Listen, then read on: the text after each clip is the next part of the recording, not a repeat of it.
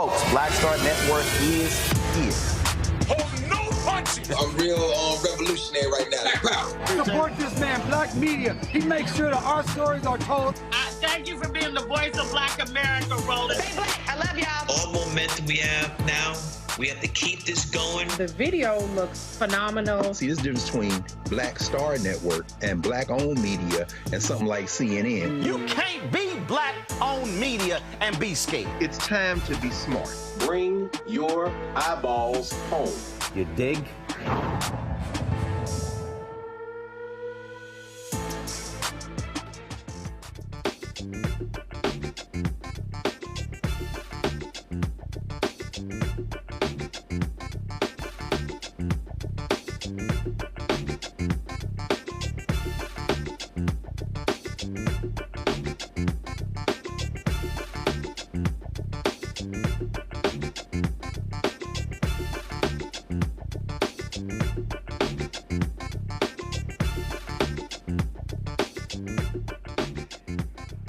Hey folks, today is Friday, August 9th, 2024.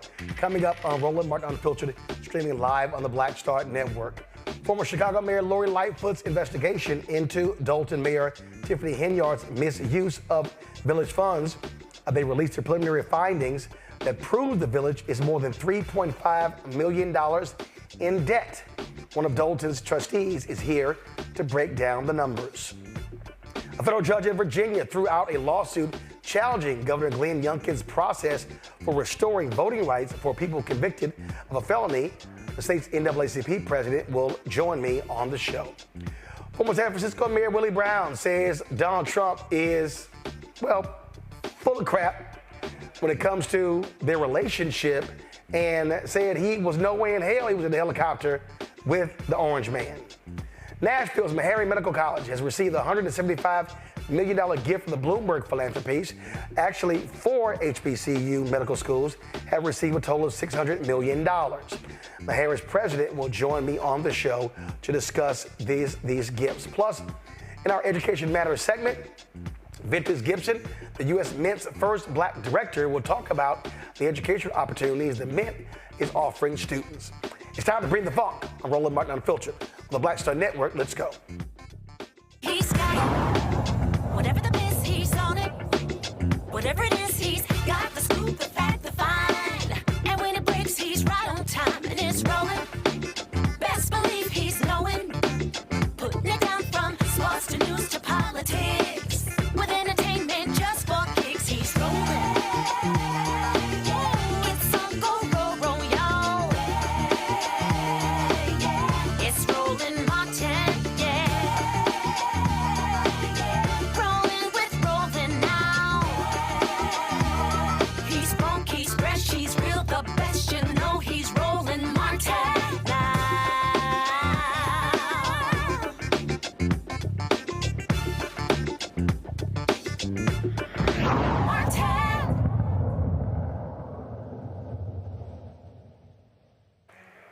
Former Chicago Mayor Lori Lightfoot was hired by the trustees in Dalton, Illinois, to assess the state of the finances of this South suburban town. Well, she left the residents dumbfounded after revealing her findings of an investigation into Mayor Tiffany Henyard's alleged egregious misuse of funds. Dolton trustees hired Lightfoot as a special investigator to investigate the allegations against the mayor. On Thursday night, Lightfoot revealed to residents the extent of Henyard's alleged misuse. Lightfoot stated that in April 2022, Dolton's general fund balance was $5.61 million. Not now. This has been a challenging investigation, to say the least, because we have not received the level of cooperation from the mayor and her team that I would have hoped. Nonetheless, we've had, I think, a breakthrough that's allowed us to be here in front of you today to give you the information that I know the trustees for sure and the members of the public have been seeking for some time. Many of you know that the village's fiscal year runs from May 1 to April 30th. So it's those 12 months, but they spanned 2 years. Certain financial disclosures are mandated under state law that the village reports to the comptroller of the state each fiscal year.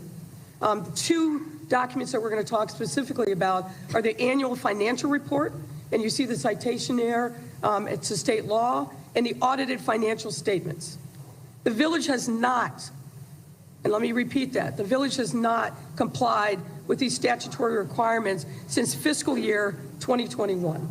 There's no annual financial report available after 2021 and no audited financial statements after 2021.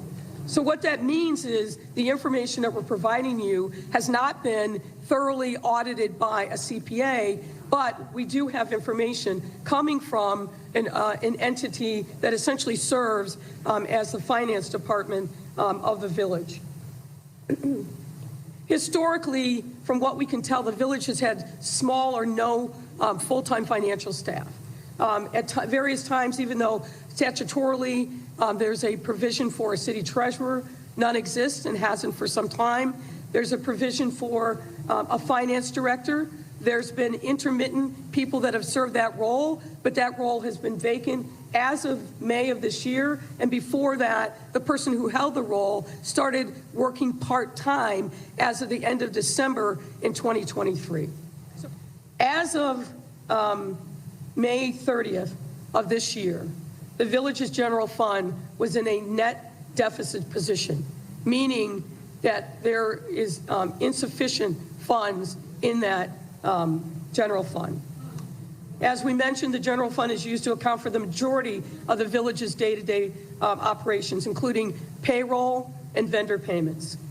The village's special revenue fund and debt service fund, however, are in a positive position, but each of those funds are restricted funds, meaning you cannot borrow from one to give to the other.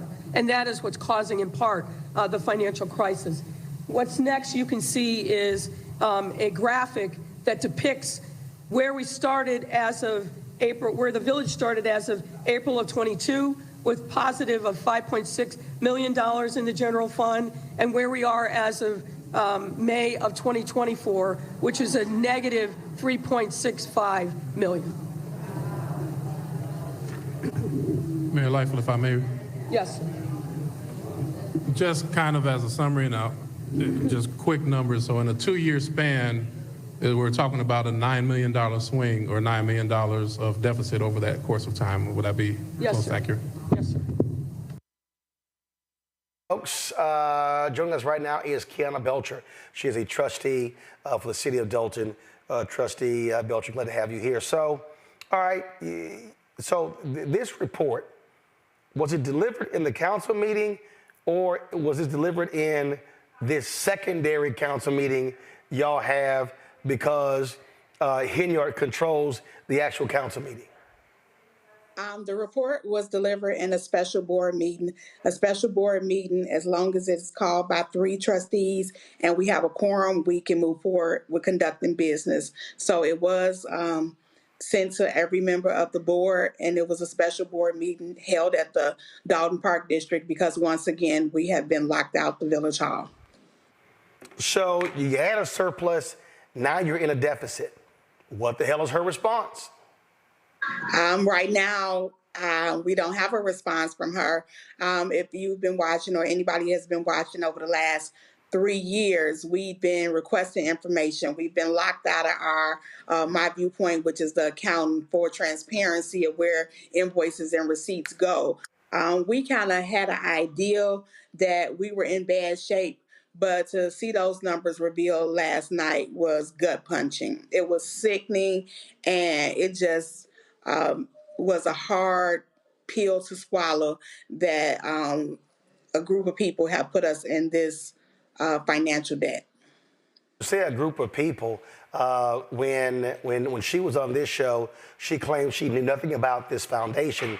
Then we found out that everybody who was tied to it had a direct relationship with her. One guy worked for the city as well as for the township. He's been indicted by the feds. And so, I mean, you know, what does that tell you that she will brazenly lie like that? Absolutely. She has been lying to the residents all the time. She's a recalled mayor. She has been recalled. She kept promising things to people. She was doing things without board approval. Saying that there was a $6.8 million grant and all these grants was coming when we knew that, we had an idea that none of those funds had been deposited in the account. She's a habitual liar. She can't help herself.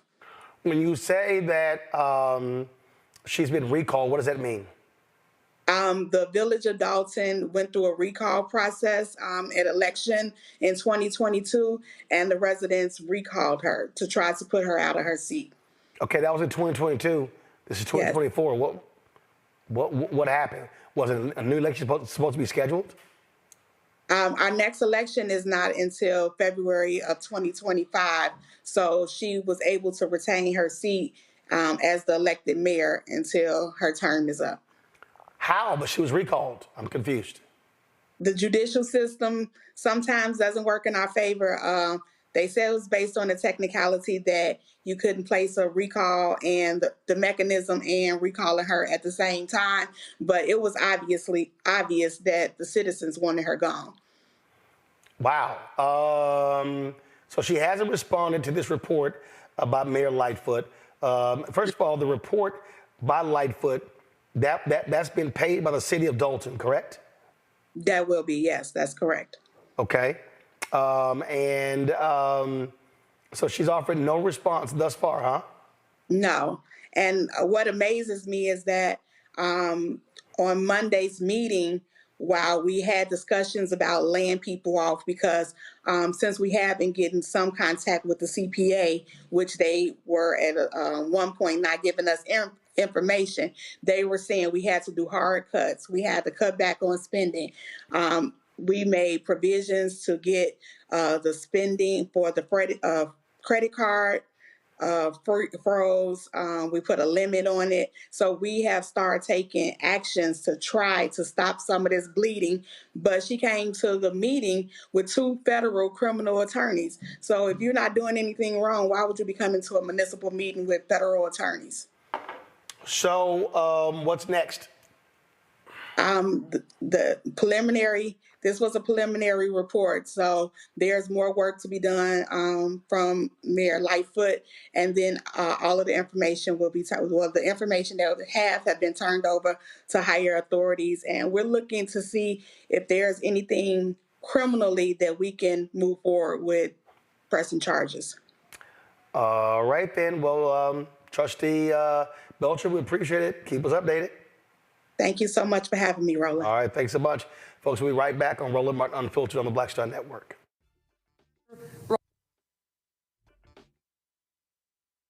Next on the Black Table with me, Greg Carr. It's a rare occasion when a course taught in high school becomes a topic of national conversation, let alone a burning controversy. But that's exactly what happened with Advanced Placement African American Studies, courtesy of a certain Southern governor who's taking offense. On our next show, we take you inside the classroom for an up-close look at the course through the eyes of the teachers that teach it, the students that are taking it, and the communities that surround them. And so many of the kids we saw, the truth. And it just impacts those kids in such a big way. A master teacher round table on the next Black Table that you do not want to miss, right here on the Black Star Network. On the next A Balanced Life with me, Dr. Jackie, stressing over money. Record inflation is making it hard to not only balance our checkbooks, but to balance our emotions. The way the whole economy is set up really is to play with our emotions. A very special show coming up with America's Wealth Coach, Deborah Owens. And our all-star panel will share insight, advice, and tips on how to keep your head above water and balance your life. That's on next, A Balanced Life on Black Star Network. Hello, I'm Paula J. Parker. Truly proud on the Proud Family. I am Tommy Davidson. I play Oscar on Proud Family, Louder and Proud. Hi, I'm Jo Marie Payton, voice of Sugar Mama on Disney's Louder and Prouder, Disney Plus. And I'm with Roland Martin on Unfiltered.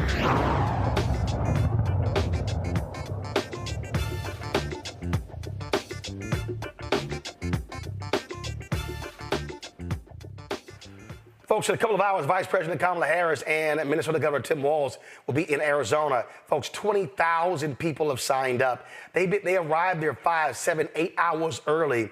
We'll show you some of that video in a second. But yesterday, they spoke at a rally in Detroit, and mainstream media did not cover it. But Vice President Kamala Harris was on fire. We wanted to bring that to you. Here's what she had to say. It's good to be in the house of lady, right? Yeah.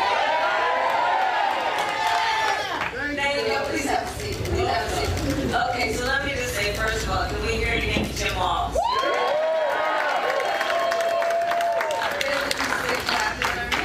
You know, some people have been asking, well, what do you and Tim Walz have in common? I said, well, you know, a whole lot. You know, we grew up the same way. We grew up in a community, people, you know, I mean, he grew up in Nebraska, me, Oakland, California. Seemingly worlds apart, but the same people raised us. Good people, hardworking people, people who had pride in their hard work. You know, people who had pride in knowing that we were a community of people who looked out for each other. You know, raised by a community of folks who understood that the true measure of the strength of a leader is not based on who you beat down, it's based on who you lift up. And you know, there's some perversion that's happened in our country in the last several years. When there's a suggestion that somehow strength is about making people feel small, making people feel alone. But isn't that the very opposite of what we know unions know to be strength? It's about the collective. It's about understanding no one should ever be made to fight alone. That we are all in this together.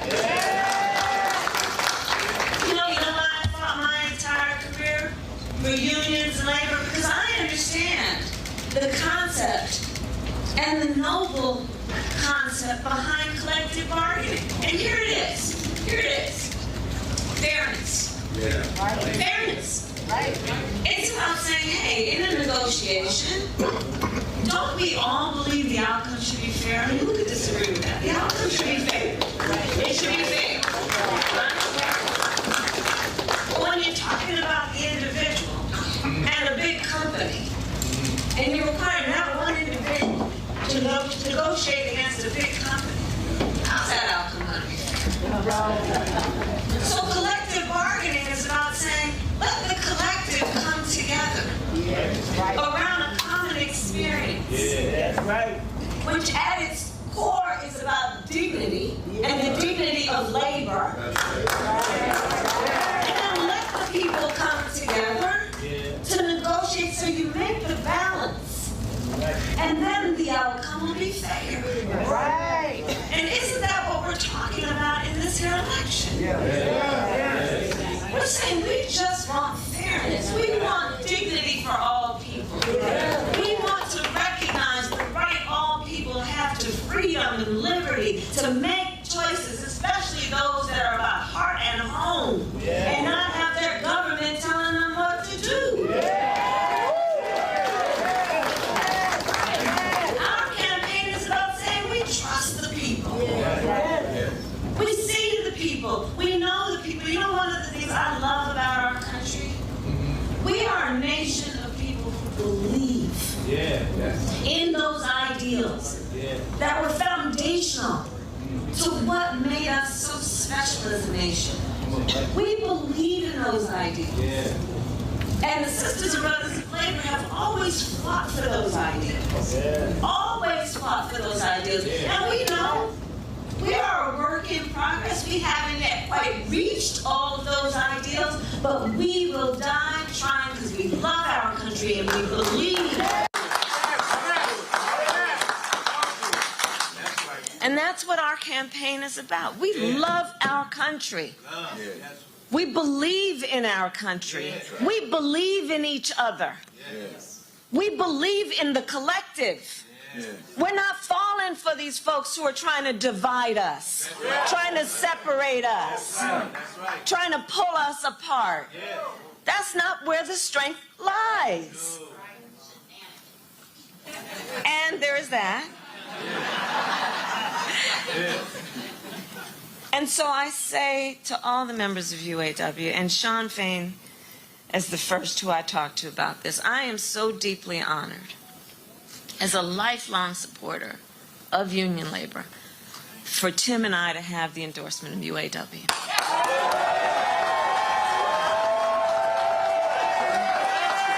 So deeply honored. Because you walk your walk. You walk your walk.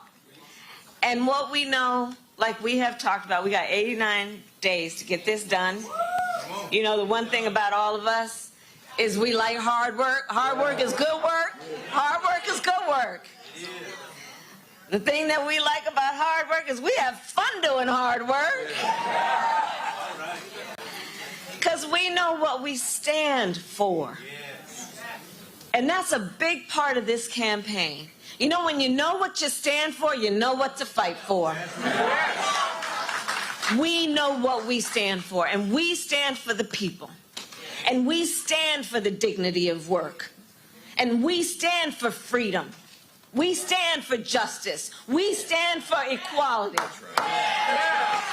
And so we will fight for all of it. And the bottom line about UAW is that I also know, and I'll say to all the friends watching, look, even if you're not a member of a union, you better thank unions. For that 5-day work week. You better thank unions for that 8-hour work day. You better thank unions for that vacation time. So I'm here to say thank you. Thank you. Thank you. Thank you to the sisters and brothers of UAW for all you are and all we will do over these next 89 days. God bless you. All right, folks, going to bring in my panel right now. Joining us on today's show, we have Matt Manning, civil rights attorney, joining us out of Corpus Christi. Michael Imhotep, host African History Network show out of Detroit. Teresa Lundy, principal founder of TML Communications out of Philadelphia. Teresa, I'll start with you. That was a vice president, not on teleprompter, speaking directly from the heart.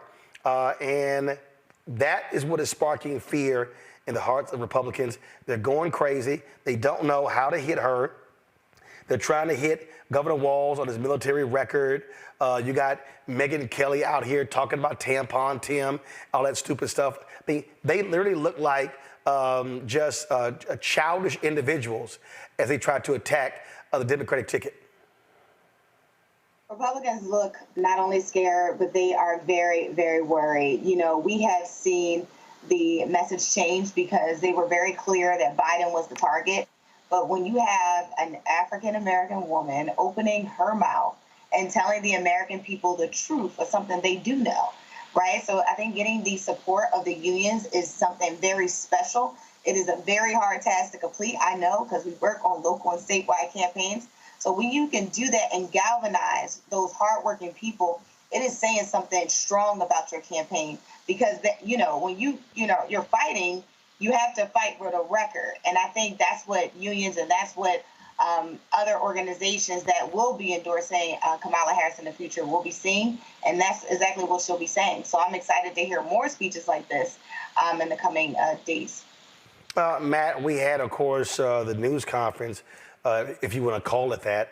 I call it a lie fest yesterday with Donald Trump. And all he did was whine about, how he doesn't get credit for his crowd size. They, again, Amanda, straight up, they're scared of what they're seeing. They cannot handle the type of enthusiasm and the interest that they're seeing for Democrats, whether they were in Philadelphia or Wisconsin or Detroit, and now today in Arizona. I think that's right. You know, I didn't get to hear the press conference yesterday, but I heard part of it on NPR this morning, and it's the same old thing, you know, the same old talking points, the same old apply a nickname to somebody and ride that nickname forever and try to get kind of the buzzwords and the interest for, little pointed things that he said. I think that they are, in fact, afraid. And I think I heard this morning that he's allegedly now saying he'll commit to 3 debates. But I think this is something that I said last week. One of the benefits to her having been a trial lawyer is she's extremely good on her feet. So even somebody in the crowd saying something, she's able to incorporate that. I will probably be the dissenting voice on this and say I think this is a little bit of a missed opportunity, at least the part that I heard, because unions are so important to the fabric of not only this country, but a very important electoral contingency. And I think this is an opportunity, could have been an opportunity to really delineate for working people exactly what some of those policies are. However, I don't know the circumstances under which this event went about. So maybe that's something that's kind of a foregone conclusion and they didn't need to do that. But I think with the inclusion of Tim Walz especially, they're speaking to people of the Tim Walz ilk. And I think an opportunity like this is the perfect time to say exactly what they are going to do for working people. And I'm hoping I get to hear some more certainty on that going forward. But I do think Trump is afraid. And I think that they recognize that this is not the same Joe Biden they had been preparing to run against. This is a completely unknown quantity, and it's showing that she is very good on her feet and very good in front of a camera, as is Mr. Walz, and that creates a big problem for them. I keep making this point that you cannot in any way replace enthusiasm. You cannot try to mimic it. You can't try to do it, you can't manufacture it. It has to be organic. And what we're seeing, here, Michael, is a Republican response that is freaking out. Now they're trying to use the media against the vice president. Oh, she's not taking questions. She's not, holding news conferences. Okay, whatever, dude. And it's driving them nuts. And then, of course, now they're like, I saw Frank Luntz, like, you go to her website, there are no policy positions that are on her website. Right. And you go, well, actually, all you got to do is listen to what she's actually saying, and then you'll hear the policy stuff. And they just don't want to even deal with any of that. And I think, again, the smart strategy for Harris-Walz is to keep pounding them, keep having these rallies, keep signing up thousands of volunteers, keep raising money, because it's getting under the skin of Donald Trump and all his supporters. Absolutely, absolutely. And Roland, thanks for showing that clip. That was actually in Wayne, Michigan, where it was yesterday. I watched the video, and you broadcasted it yesterday as well. So thanks for broadcasting the rally that she held in Wayne, Michigan, with the UAW and Sean Fain. So. And you're correct. Mainstream media did not cover this. They only covered like the last few minutes. They spent almost an hour covering that BS press conference that Donald Trump had, where he largely did not answer the questions that the press answered. And he just went on. It was just his grievance press conference. It was a grievance conference where he just continued to lie. So the Trump-Vance campaign is scared to death. When you have Trump, who didn't show up to any of the debates during the primaries. Now he wants to have 3 debates with Vice President Kamala Harris, who he calls dumb. Now, just a few days ago, he did an interview where he said, why should I debate her? Okay. But then polls started coming out showing her surging and actually beating him. Now he agrees to the September 10th ABC News debate after he tried to back out of it and cited a defamation lawsuit he had against ABC News and George Stephanopoulos, right? Okay, but he agreed to the debate after he filed the lawsuit. Okay, so now he agrees to that. Then he wants the September 4th on Fox News and another one on NBC. He's scared to death. They don't understand how to deal with this. He talks about crowd size. This fool said that he had more people on January 6th, okay, at the White House than Dr. King, August 28th, 1963, at the March on Washington, where he had 250,000 people. So one of the things that's taking place is Donald Trump is unraveling, and they're are articles, The Independent had one where you have Republicans who don't think Donald Trump is mentally stable to survive this campaign because he's getting worse day by day. So Biden-Harris needs to continue to register people, continue to have these massive rallies, because enthusiasm is contagious. You're right, Roland. You can't fake this. There's a whole shift, political shift that's taking place, and it's going to impact down ballot as well. They could maintain the Senate, keep the House, and get the White House back. So this could be really huge. We've got less than 90 days. It's time to go. Well, look, I mean, again, we see exactly how this whole thing is shaping up. We see in terms of how the race is shaping up. We see, of course, what's driving him crazy. And again, I'll say this here, Teresa. There's no way in hell the Harris campaign should agree to any debate that involves Fox News. And their response, Teresa, should be, they paid a $787 million settlement for advancing Donald Trump's lies about the 2020 election.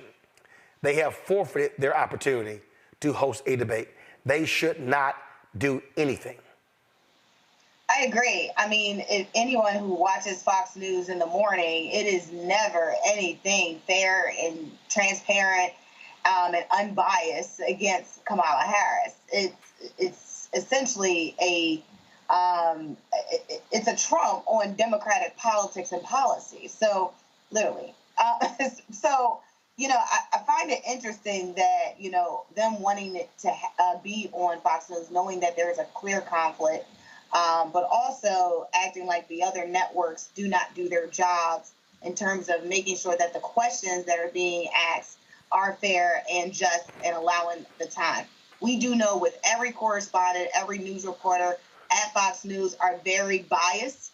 I'm not sure who they would actually get up to do the questioning, but we would know exactly what the type of conversation would be had.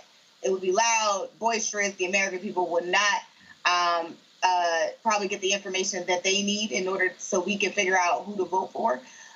So, yeah, I think having it on Fox News or any other conservative network that literally does not do, comparable reporting to these other stations is totally irrelevant.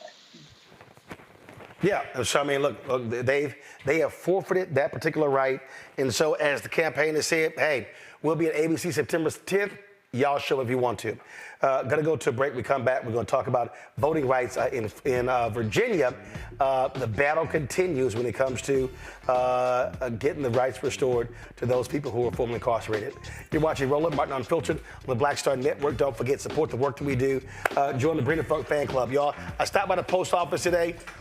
Literally, I told y'all, these are the folks who have actually sent us their checks and money orders. And so I got to go through all of this here.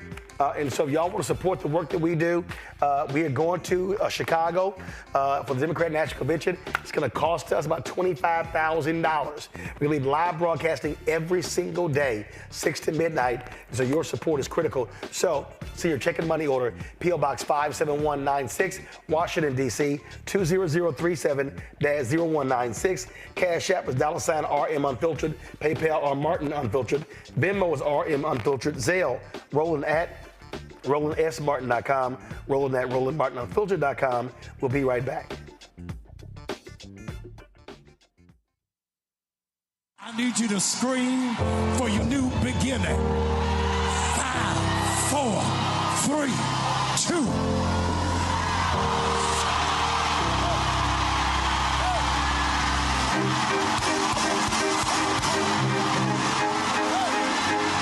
I need you to shout for it.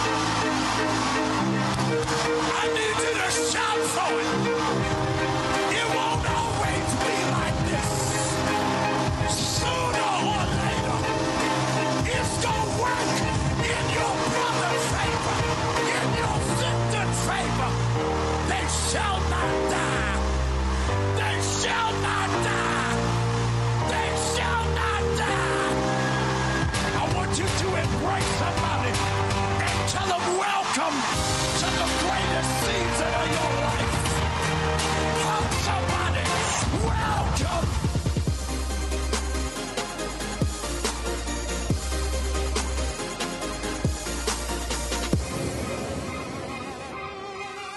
On the next A Balanced Life with me, Dr. Jackie, stressing over money. Record inflation is making it hard to not only balance our checkbooks, but to balance our emotions. The way the whole economy is set up really is to play with our emotions. A very special show coming up with America's Wealth Coach, Deborah Owens. And our all-star panel will share insight, advice, and tips on how to keep your head above water and balance your life. That's on next, A Balanced Life on Black Star Network.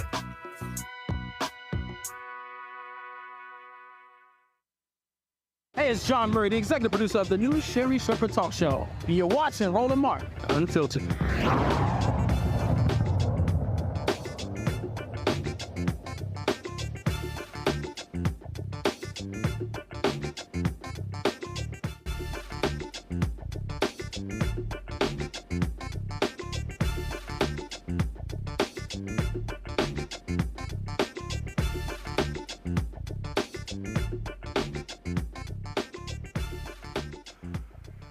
A federal judge in Virginia denied a challenge to Governor Glenn Youngkin's process for restoring voting rights for people convicted of a felony.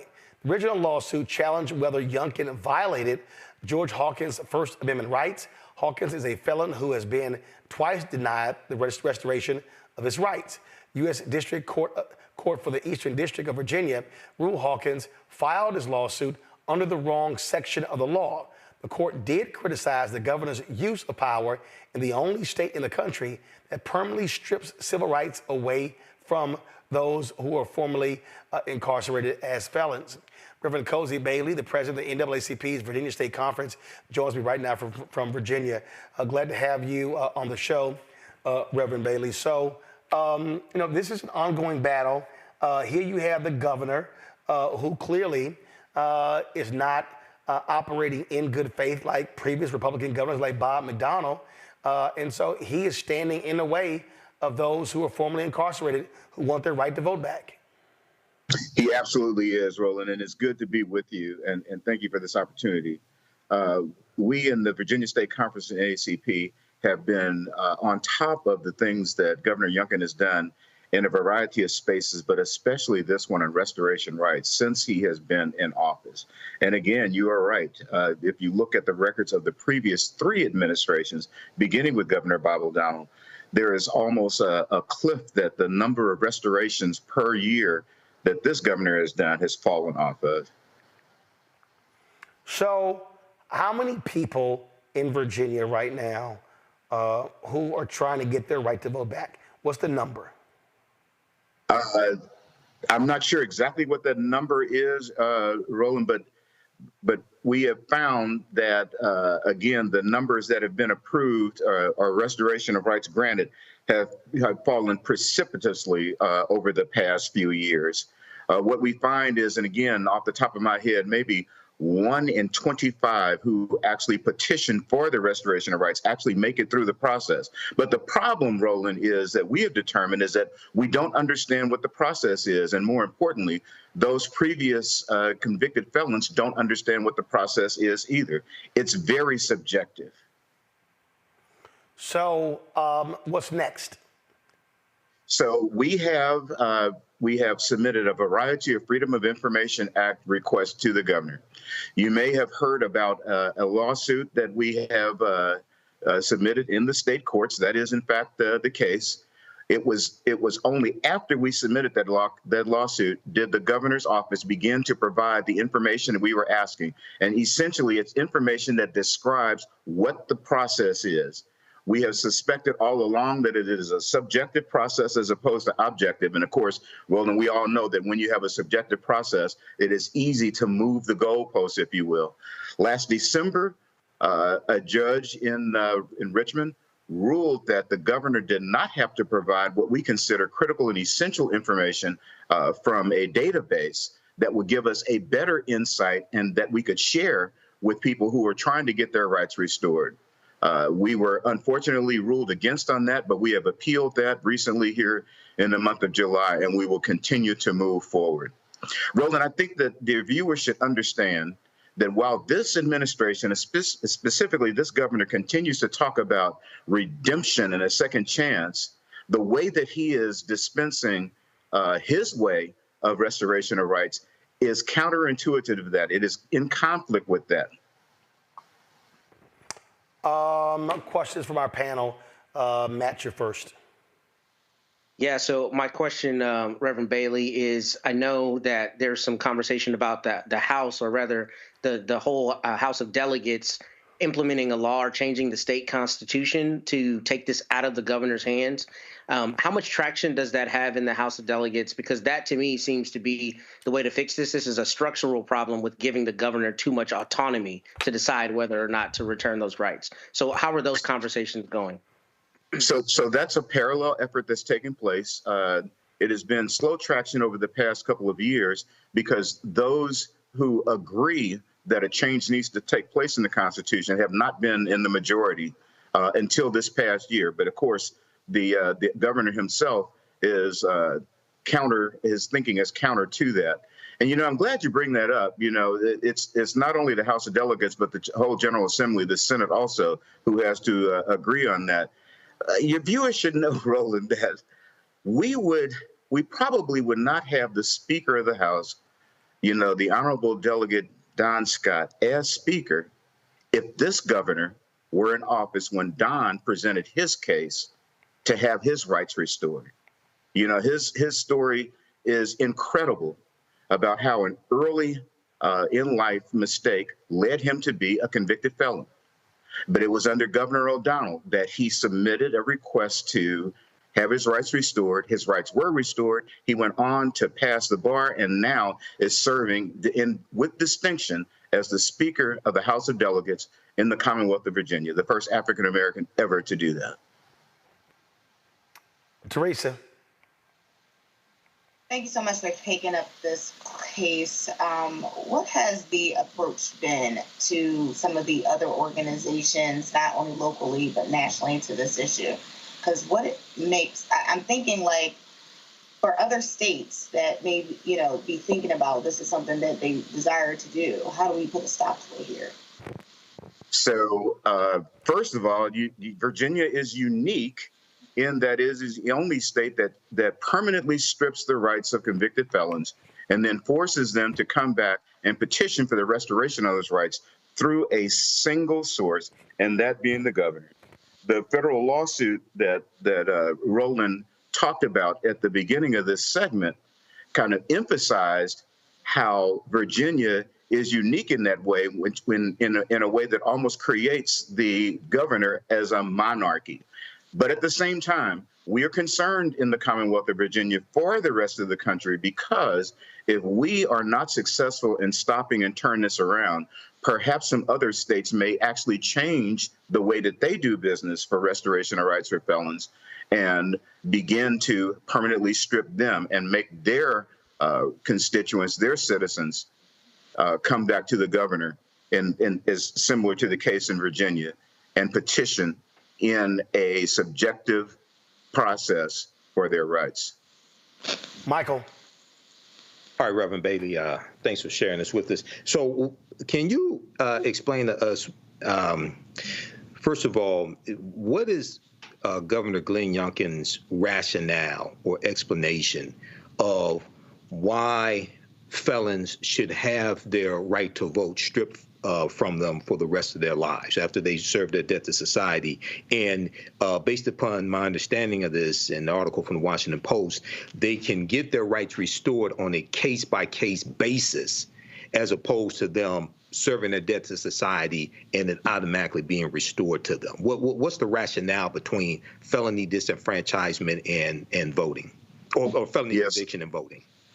So I love that question, Michael. First of all, let me tell you, I'm not going to take a stroll through the mind of the governor, okay, in the way that you posed that question. But I can explain to you what the basis is of how he does things. In 1870, when Virginia was readmitted to the Union, Their Constitution, our Constitution, had some things in it that, again, set apart the governor as the sole authority to restore rights of convicted felons. Now, felonies were defined very differently in 1870 than they are today, but regardless, it is a subjective process as opposed to objective. And so that's the first problem that we have. Then we have a governor who calls himself a Christian, who says that he believes in redemption, who says that he believes in second chances, who acts in the exact opposite way when he exercises that authority that he has been granted constitutionally. You know, I'm being repetitive, but I'll say it again. Governor O'Donnell, Governor McAuliffe, and Governor Northam all had streamlined processes that essentially asked the question, have you done all things that were required of you when you were convicted? If that's the case, then they would sign off and in many cases try to do it en masse on the restoration of rights. This governor has stated explicitly that, and I quote, every individual case is different. And that tells us immediately that he feels that because of the authority that the Constitution gives him, that he can act in a godlike manner. And he can determine when redemption is granted. He can determine, solely him can determine when a second chance is given. And so, Michael, that's what the problem is. The problem is that we don't have a defined process that people can go to and use as a checklist to determine whether or not they are eligible to be re-enfranchised, to exercise the precious franchise of being able to vote and other citizenship type of rights as well. Okay, thank you. Right then, well, certainly keep us abreast of what's happening there in Virginia. Reverend, thanks a lot. Thank you, Roland. Appreciate the opportunity. All right, gonna go to a break. We'll be right back. Roland Martin, Unfiltered, the Black Star Network. We're going to show you what's happening in Arizona. Listen, Vice President, the rally doesn't start for 2 hours. They have been lining up for 8 hours in the 105-degree heat. Man, a lot of excitement in Arizona. Back in a moment. When you talk about blackness and what happens in black culture, we're about covering these things that matter to us, speaking to our issues and concerns. This is a genuine people-powered movement. There's a lot of stuff that we're not getting. You get it, and you spread the word. We wish to plead our own cause. Too long have others spoken for us. We cannot tell our own story if we can't pay for it. This is about covering us. Invest in black-owned media. Your dollars matter. We don't have to keep asking them to cover our stuff. So please support us in what we do, folks. We want to hit 2,000 people, $50 this month, raise $100,000. We're behind $100,000, so we want to hit that. Y'all money makes this possible. Checks and money orders go to P.O. Box 57196, Washington, D.C. 20037-0196. The Cash App is $RM Unfiltered. PayPal is R Martin Unfiltered. Venmo is RM Unfiltered. Zelle is Roland at RolandSMartin.com. I am Tommy Davidson. I play Oscar on Proud Family, Louder and Prouder. Right now, I'm rolling with Roland Martin, unfiltered, uncut, unplugged, and undamn believable. You hear me?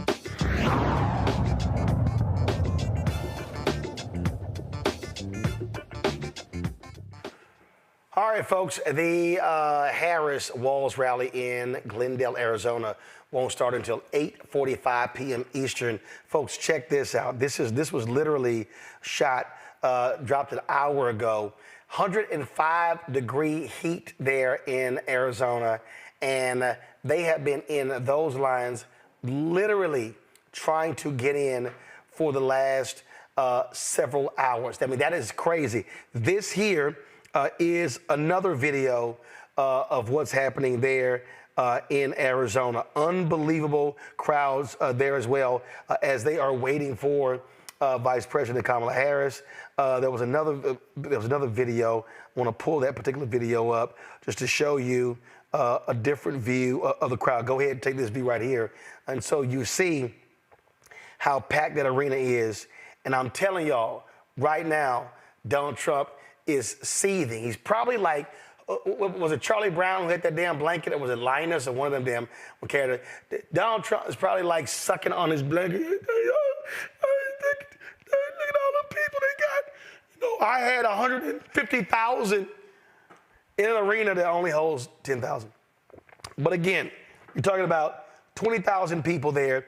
There were 50,000 RSVPs. When they were actually in Detroit.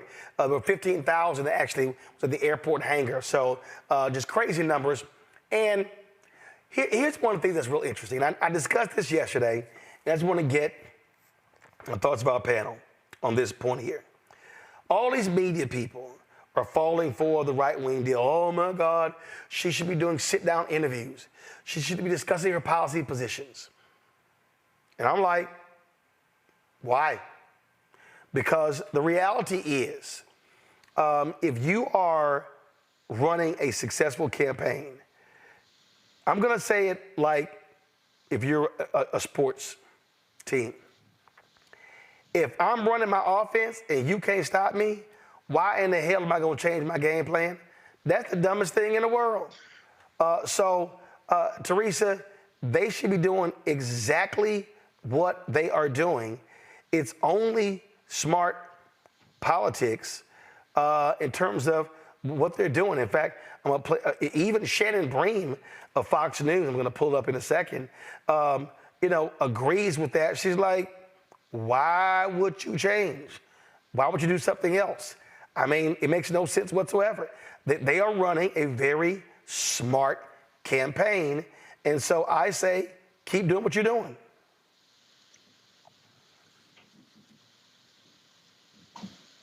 Teresa? Oh, no, I totally agree. I mean, it's not like, Kamala Harris is a new to the game here. She has been a part of the Joe Biden administration. So we know what she stands for. We know she stands for economic Black and brown businesses. We know that she cares for unions. We know the type of policies that they put out to secure the border. We know what she stands for.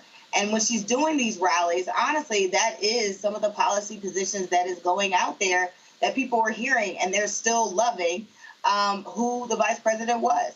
But I don't think a 60-minute or a 30-minute sit-down interview with one correspondent that is asking questions that literally they can Google and find is really going to change the thought process in those watching that one segment.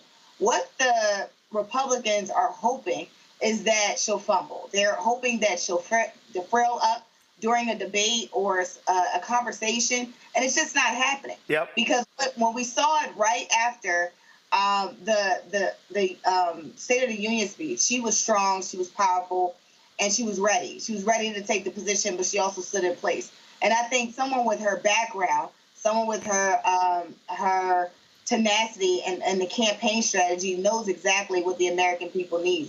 Again, she's not new to this, but it's now time for her to just speak up, and I think she's doing it very well. And I love that what she's doing is driving those yahoos at the 5 on Fox News absolutely crazy. This was a conversation a little bit earlier. Watch this. If you believe that Kamala Harris, and Judge, you're right, there's no substance there in terms of ideas for how she's going to solve problems. You know what I would be doing if I were running against her? I'd be supplying ideas. I'd be laying out my vision instead of doing the same thing he's been doing for the last 10 years. I think she has caught up with him for a variety of reasons. Number one, it's not Joe Biden. But number two, I called Donald Trump 3 months ago the greatest political athlete I had seen in politics. He is not measuring up to that title any longer. This candidate on the Democratic side is in his head. He is unsettled by her. He's unnerved by her. And he has not figured out substantively how to campaign himself. As much as you may be right about what she's doing and what she's not doing, your candidate is doing even worse. The truth is that, Shannon, that the president talks about issues unlike what Harold is representing. He talks about the border. He talks about the economy. He talks about crime. He talks about what's going on in the Middle East, how he made the Abraham Accords, and we're on the verge of a world war in the Middle East, a world war as a result of what's going on. But the truth is, you know, he is getting his word out, and yet Democrats are saying, no, he isn't. Well, I think with their number one goal so far, the message has been, we're not Trump. I mean, because if we're not getting into policy yet, and it's not on the website, and they haven't done the interviews, and they're not really talking about the minutia of policy on the campaign trail, it is, as Jesse said, it's joyful. They're happy warriors, and look at this, you know, team go. So how long does the honeymoon last? Does it puncture to get to policy? She said by the end of the month. So a month after becoming the nominee, maybe we're going to have a sit-down interview from her. In the meantime, if I'm advising her, I say just keep doing this. It's working. You have an adoring media. You have people who are not pressing you on what appear to be changes in positions and those kinds of things. It may be the debate is the first time that they get to that. But in the meantime, I wouldn't change anything if I was her. It's working. Her unfavorables are down. Her favorables are up 12 points just since she's been named to the ticket. So why change it if it's working? Yeah, kind of basic to me. Why change it if it's working, Matt? Yeah, I think Teresa was right, and I think that sentiment is right. There's no reason to change it, but let's just get down to brass tacks. This happens to black people all the time. When white people, particularly somebody in a position where they are appraising their value, moves the goalpost as to what is acceptable and or applies a completely different barometer to one person as opposed to another. Case in point, I don't know what they're talking about, but I don't hear Trump talk policy. Trump slings nicknames and he slings barbs, and he may say something like the border, but he doesn't talk about deep policy. And in fact, that was strikingly evident in his debate with Mr. Biden. Mr. Biden talked a lot about policy. Whether you liked the performance and the tenacity of his performance is a different question. But the substance, there's no question. Trump does not talk policy deeply. What he does is draw a contrast by saying those horrible people over there are going to do this horrible thing to you or are already doing it. That is the extent of the policy. So one, it's intellectually dishonest to act as though she is not doing something that Mr. Trump is doing. Moreover, I think her campaign is right to leverage this enthusiasm, but also control the narrative. That's what this comes down to. They want to be, just like Teresa said, they want to put her in a position where she fumbles or there's some faux pas or she says the wrong thing, and they want to say, see, we caught her, she's not competent. But she doesn't have to do that. She's already surging. There's already so much enthusiasm, and they're leveraging it the right way. And it really is just a bunk critique to try to say she needs to sit down with some reporter. That's garbage. And Trump is not talking policy, so let's just be honest about the fact that he isn't talking policy and not hold her to a standard that we don't hold him to.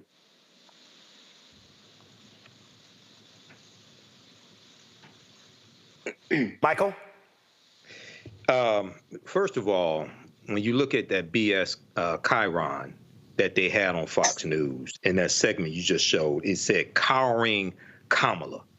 Kamala Harris is not cowering to anybody. She's not backing down from anybody, okay? She was the first one to agree to the September 10th debate.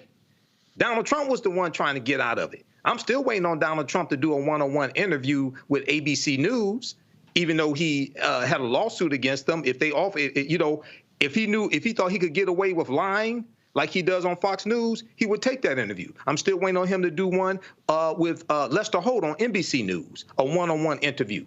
Because we know George Stephanopoulos pushed back on Joe Biden in the one-on-one interview.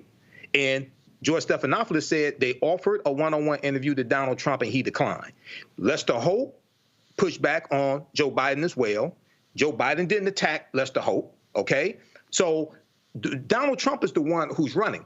And people should look at the fact checking from that debacle of a press conference Donald Trump gave yesterday. Associated Press has fact checking on this. Yes, he talks about the immigration, and he lies about immigration. This fool said 20 million people came into the country illegally. He cites no evidence for this, but he doesn't talk about why he killed the strongest the strongest immigration bill in 30 years, which was bipartisan. In that BJ, he said 60, 70 million, or even more. So I mean, that's what he's lying. But again, though, I always say the moment he opens his mouth, he's lying. So I mean, you know, Donald Trump will actually lie about lies. That's just who he is. Hold on 1 second. Actually, the Harris rally is actually starting in Arizona. I want to go live to that before I go to break. With the Biden-Harris administration, they've protected our water supplies. They've invested in infrastructure. They took on big pharma and they won.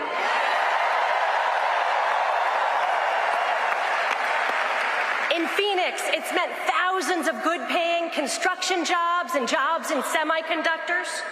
Just a few months ago, Vice President Harris and I met with an incredible woman from the Navajo Nation who is a member of our local iron workers union.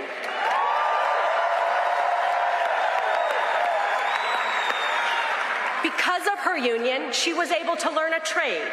And because of the Biden-Harris CHIPS Act, co-authored by our own Senator Kelly, she's been able to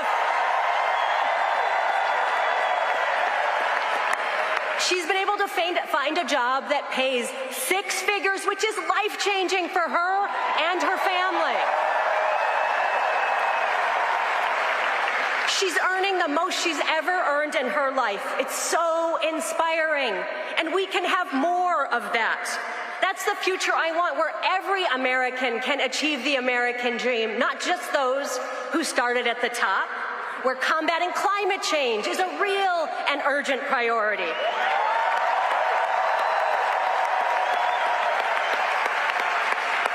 A future that is hopeful, joyful, and treats every person with dignity and respect.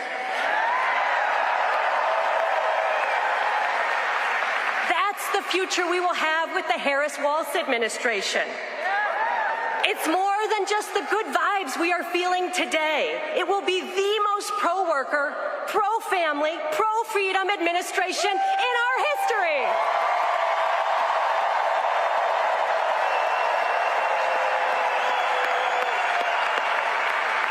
I am so proud to support Vice President Harris and Governor Walz, and I'm ready to work with all of you for the next 87 days to deliver Arizona and the White House. Thank you.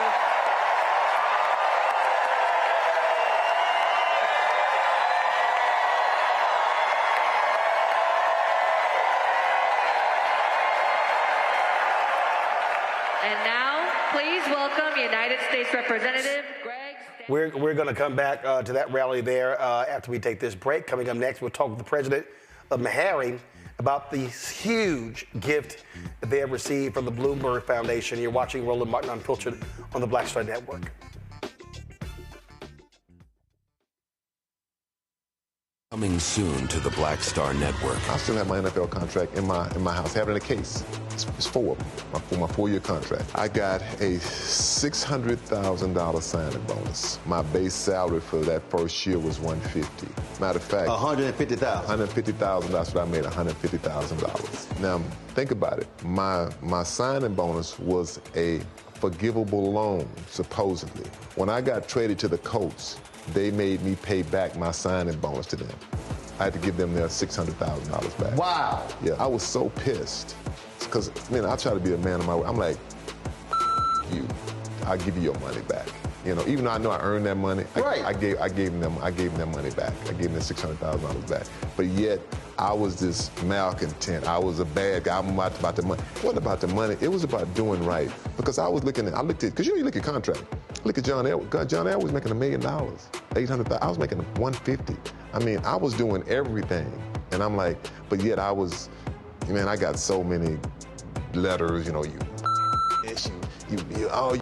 so I just play for free and all that kind of stuff. You don't forget that kind of stuff. Right. That stuff is hurtful.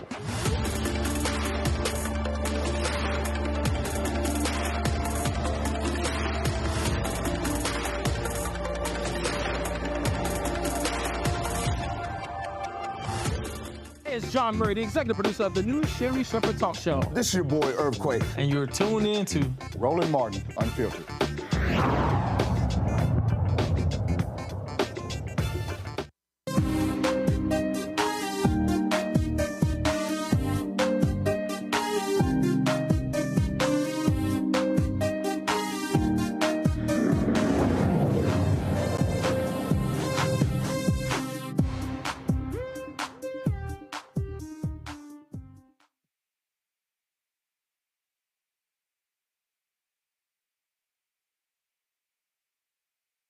Folks, in 2022, 6% of all U.S. physicians were African American. But are you aware that with African Americans representing 13% of the population, that more than half of black physicians graduated from 4 HBCU medical schools? That's why Bloomberg Philanthropies committed $600 million to the endowments of those 4 schools. The gifts are among the largest private donations to any historically black college or university in history, with $175 million going to Howard University College of Medicine, MeHarry's Medical College, Morehouse School of Medicine, Charles Drew University of Medicine and Science. They will get $75 million. Xavier University, Louisiana, which is opening a new medical school, will also receive a $5 million grant.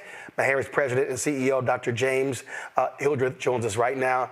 Doc, glad to have you on Roland Martin Unfiltered. This obviously is quite significant. How did this happen? How did this come about? So, Roland, thank you for having me, first of all. And obviously, we're really excited about this. So 4 years ago, Bloomberg Philanthropies gave the 4 schools $100,000, $100 million to reduce the debt of our medical students. And building on that gift, they wanted to do something further to make sure that we could sustain our ability to train black physicians. And so they came up with the idea of adding to our endowments to give us long-term sustainability in our important mission. And that's basically what this is a gift to make sure we can sustain and maintain our mission, which I think is critical for the health of America. A lot of people don't really understand how endowments work, how university finances work. And the reality is when you look at HBCUs, lag far behind these predominantly white institutions. And so with this gift, what does it do? How do you use the gift to maintain your long-term vision? So, Roland, what endowments do is they provide a reliable, sustainable source of resources to maintain the mission of the institutions that they are part of. In financially hard times, for example, when it's hard to keep your doors open, endowments allow resources to make sure you can sustain your staff, invest in your programs. And that's why the organization with these large endowments are continually creating new programs. They create endowed scholarships for their professors. It's a number of things that can be done with the endowments that have not been possible for HBCUs because the endowments are so much smaller compared to the big organizations. And so for us, it means that we can be around perhaps for another 148 years doing the important work that we've been doing for the last 14 decades. And again, so that money is invested. It allows for you to draw from that.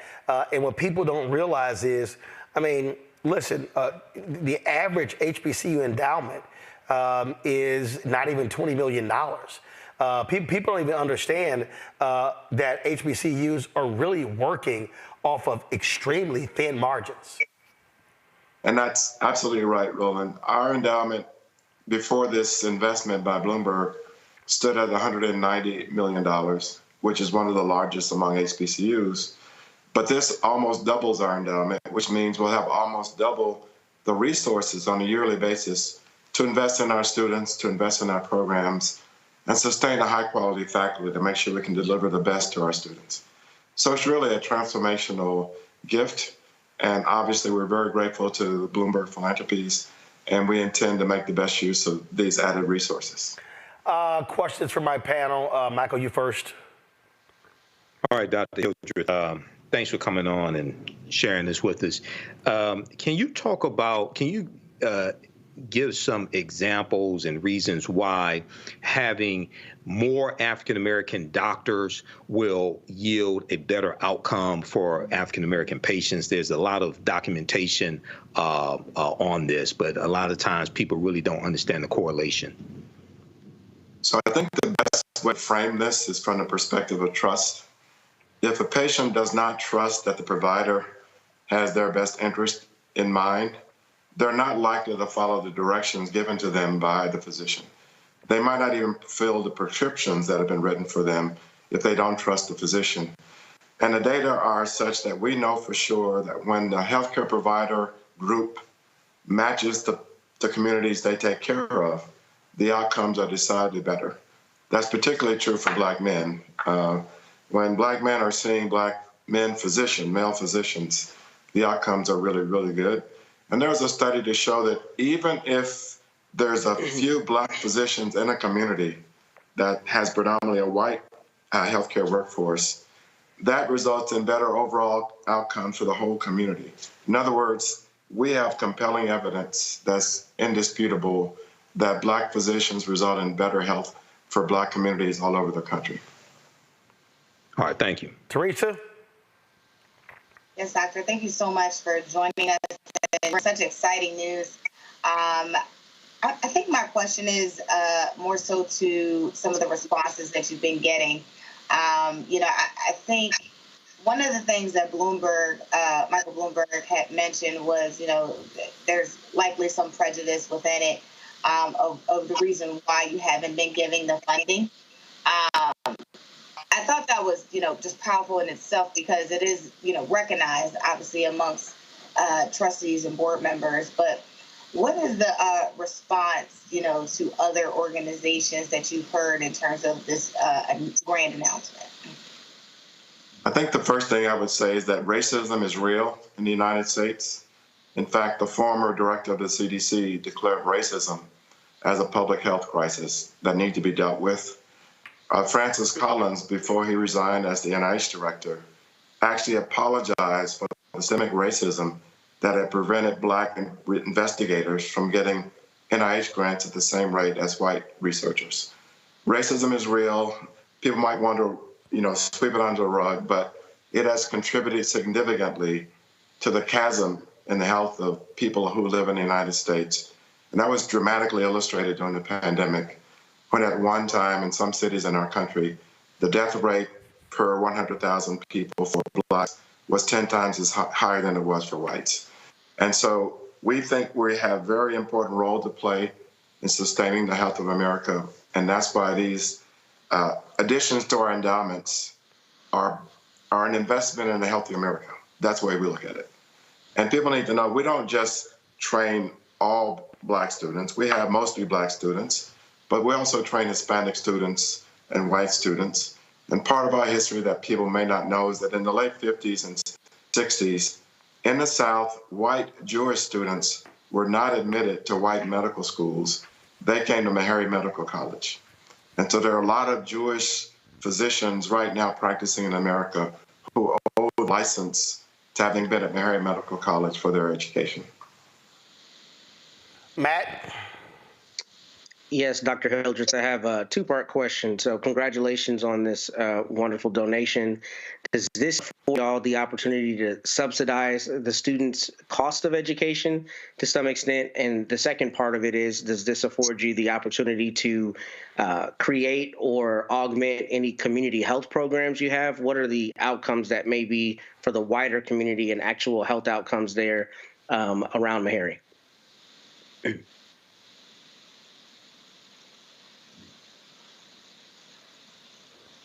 I think Doc's signal is frozen.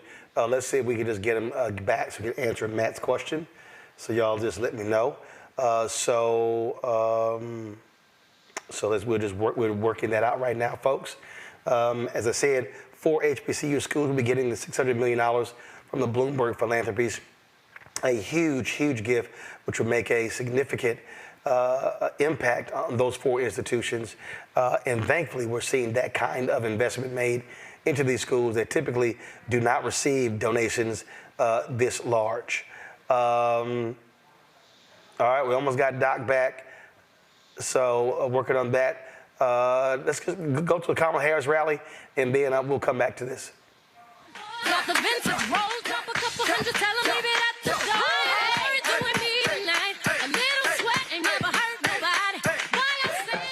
Looks like we got Doc back. Matt, ask your question again, and then we'll get an answer. Yeah, sure, no problem. Dr. Hildreth, congratulations on the donation. My question was two-part. First, does this money afford you the opportunity to subsidize the students' education? And secondly, does it allow you to augment or create any community health programs you may have there around MeHarry? So thank you for the question. MeHarry's been connected to community in very significant ways for a long, long time. We have both a medical and a dental van that goes to communities to offer free clinical services. Twice a year, we have hundreds of people come to the campus to get free oral health services, extractions, cleaning, et cetera. And this endowment will provide some extra resources, we believe, to make sure that we can sustain those programs and expand them. The other thing it does, which I believe is important, it will allow us to reduce the cost of attendance of our students to attend medical school, which exceeds $115,000 per year. And for most of our students, 80 to 90% of those funds are borrowed. All right then. Well, Doc, congratulations. This is huge, huge. And actually, I was on your campus a few months ago when I was in Nashville, which is my first time. It's my first time being there. So I told the folks there, I said, they got to send me some MeHarry's swag so I can wear it on the show. Because I only wear HBCU gear places I've been to. Everybody don't get a good shout out. So once it comes in, I'll be sure to rock it on the show. I promise you'll get it. All right, I appreciate it. And again, great job with this donation, and keep up the great work. Thank you so much. All right, thank you very much. All right, folks, going to a break. We'll be right back. Roland Martin Unfiltered on the Black Star Network as we await for Vice President Kamala Harris and Minnesota Governor Tim Walz to begin speaking in Glendale, Arizona. Back in a moment. I'm Deborah Owens, America's Wealth Coach and host of Get Wealthy. On the next Get Wealthy, here's the good news. Black women are the fastest growing segment of business owners. The not so good news, the average business by Black women is only earning revenues of $45,000 or less. On the next Get Wealthy, you're gonna hear from a woman who went from her kitchen table to cat tables, growing her business to over $1 million. You should start a business because your product is needed in the world, not because you hate the person that you work with. If you hate your job and you hate your manager, go find a new job, a place that makes you feel comfortable. And I say that because starting a business is truly a labor of love and service. If you want to learn how to do it, right here on the next Get Wealthy, only on Black Star Network. Carl Payne pretended to be Roland Martin. Holla! You ain't got to wear black and gold every damn place, okay? Ooh, I'm an alpha, yay. All right, you're 58 years old. It's over. And you are now watching Roland Martin Unfiltered. Uncut, unplugged, and undamn believable.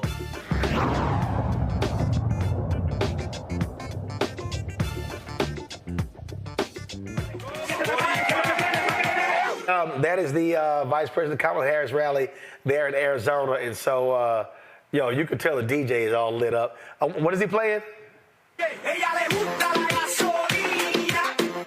Oh, yeah. So they got him fired up there in Arizona. They're waiting to hear Vice President Kamala Harris and Minnesota Governor Tim Walz. We go live there when the speakers come on back. All right, y'all. Now, we discussed this earlier. We all know Donald Trump lied about lies. Like literally, the boy lips start moving, his ass lying. But did y'all hear what this dumbass said yesterday about former San Francisco Mayor Willie Brown? Listen to this lying fool. I know Willie Brown very well. In fact, I went down in a helicopter with him. We thought maybe this is the end. We were in a helicopter going to a certain location together, and there was an emergency landing. This was not a pleasant landing, and Willie was... He was a little concerned. So I know him pretty well. I mean, I haven't seen him in years. But he told me terrible things about her. But this is what you're telling me anyway, I guess. But he had a big part in what happened with Kamala. But I don't know, maybe he's changed his tune, but he was not a fan of hers very much at that point. Really? Well, San Francisco media caught up with Willie Brown. And he was like, that's bullshit. Donald Trump is talking about you today. That's what I heard. I heard that he was doing what Donald does best. Which is? His creativity fictional. He's implying that you had negative things to say, maybe even locker room talk. Why would he say that? Well, first and foremost, I could not envision thinking of Kamala Harris in any negative way. She was a good friend, long time ago, absolutely beautiful woman, smart as all hell, very successful, electorally speaking. I was a part of every campaign that she's ever been involved in, supported her religiously, and will still do so, and I am just looking forward for the next 89 days. I just can't wait to get her in as president. Is it just me, Teresa, or yesterday there was no pushback on any of those lies? Not a single reporter said, when he said, there were 1 million people at the March in Washington. No, there wasn't. Nobody said, I'm sorry, did you just say you have bigger crowds than anybody? Dude, you never had bigger crowds than Obama. This is the thing that is perplexing to me, is when these media folks sit there and know this man lying, and they just go next question like it's no big deal. That is the big problem for me, this unwillingness to challenge this idiot about his lies. Yeah, and it also shows a bigger problem in journalism in 2024. You know, when we have elected officials, and, Trump can say he's not a politician, but he absolutely is. He was elected, unfortunately, but he was elected. And because of that, that makes him a politician. And politicians have been, known to lie. But in particularly, we have one that is running for president that literally is on attack mode every single time to Kamala Harris and Joe Biden and whomever that is actually doing the work. And so then we have these reporters who are very critical on specific policy positions about the people who are actually doing the work versus Donald Trump, who's like, it's interesting that they actually have to have fact checkers when clearly if you know that some of the things aren't done, if you can absolutely see that the crowds aren't big, if you can see that, during the pandemic, he was the worst. People, hundreds and thousands have died under his watch because of misinformation, because of miseducation. And it's just, again, it has me go back to my journalism class and, my schooling of it, where we're not asking the right questions, like you said, Roland. We're not doing our due diligence. We're not doing investigative reporting. It is, if that's what he says, let's go with the flow. And that's a problem. That is a problem because, again, this is why we're having so many issues trying to discern from real news, fake news, and bloggers in between, and who's a journalist and who's a media personality. Because there's so much information that is not being followed up on. And I think that is honestly the real challenge here, especially when we have somebody running for the president of the United States once again.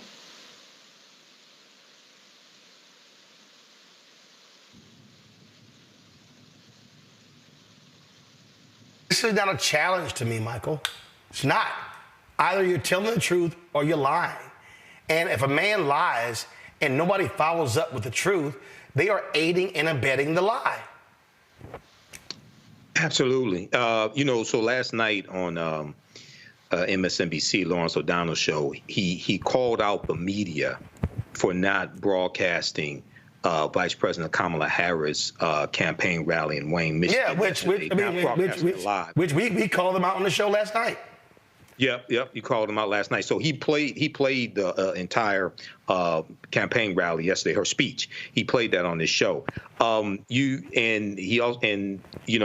called out the media, and he did as well on the press conference yesterday, and them not pushing back on Donald Trump's lies. And this is this is one of the fundamental problems with the mainstream media. Many of these quote unquote journalists are not equipped to deal with a pathological liar like Donald Trump. No, they who are. lies about No. They are. No. So that's a mistake. They are. They are choosing not to. Well, that goes to integrity if they choose not to. And part of journalism is having integrity.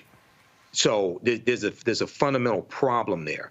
And when you look at the fact checking of these lies that he told yesterday, for mainstream media to be there and not challenge him on those is problematic. And I think Donald Trump really missed his calling as a science fiction writer, because with these whoppers of lies that he just makes up, lying about Willie Brown. Now, probably a lot of the media there yesterday didn't know who the hell Willie Brown was, former mayor of San Francisco. But he lied about Willie Brown. If they didn't know who he was, they should not call themselves political reporters.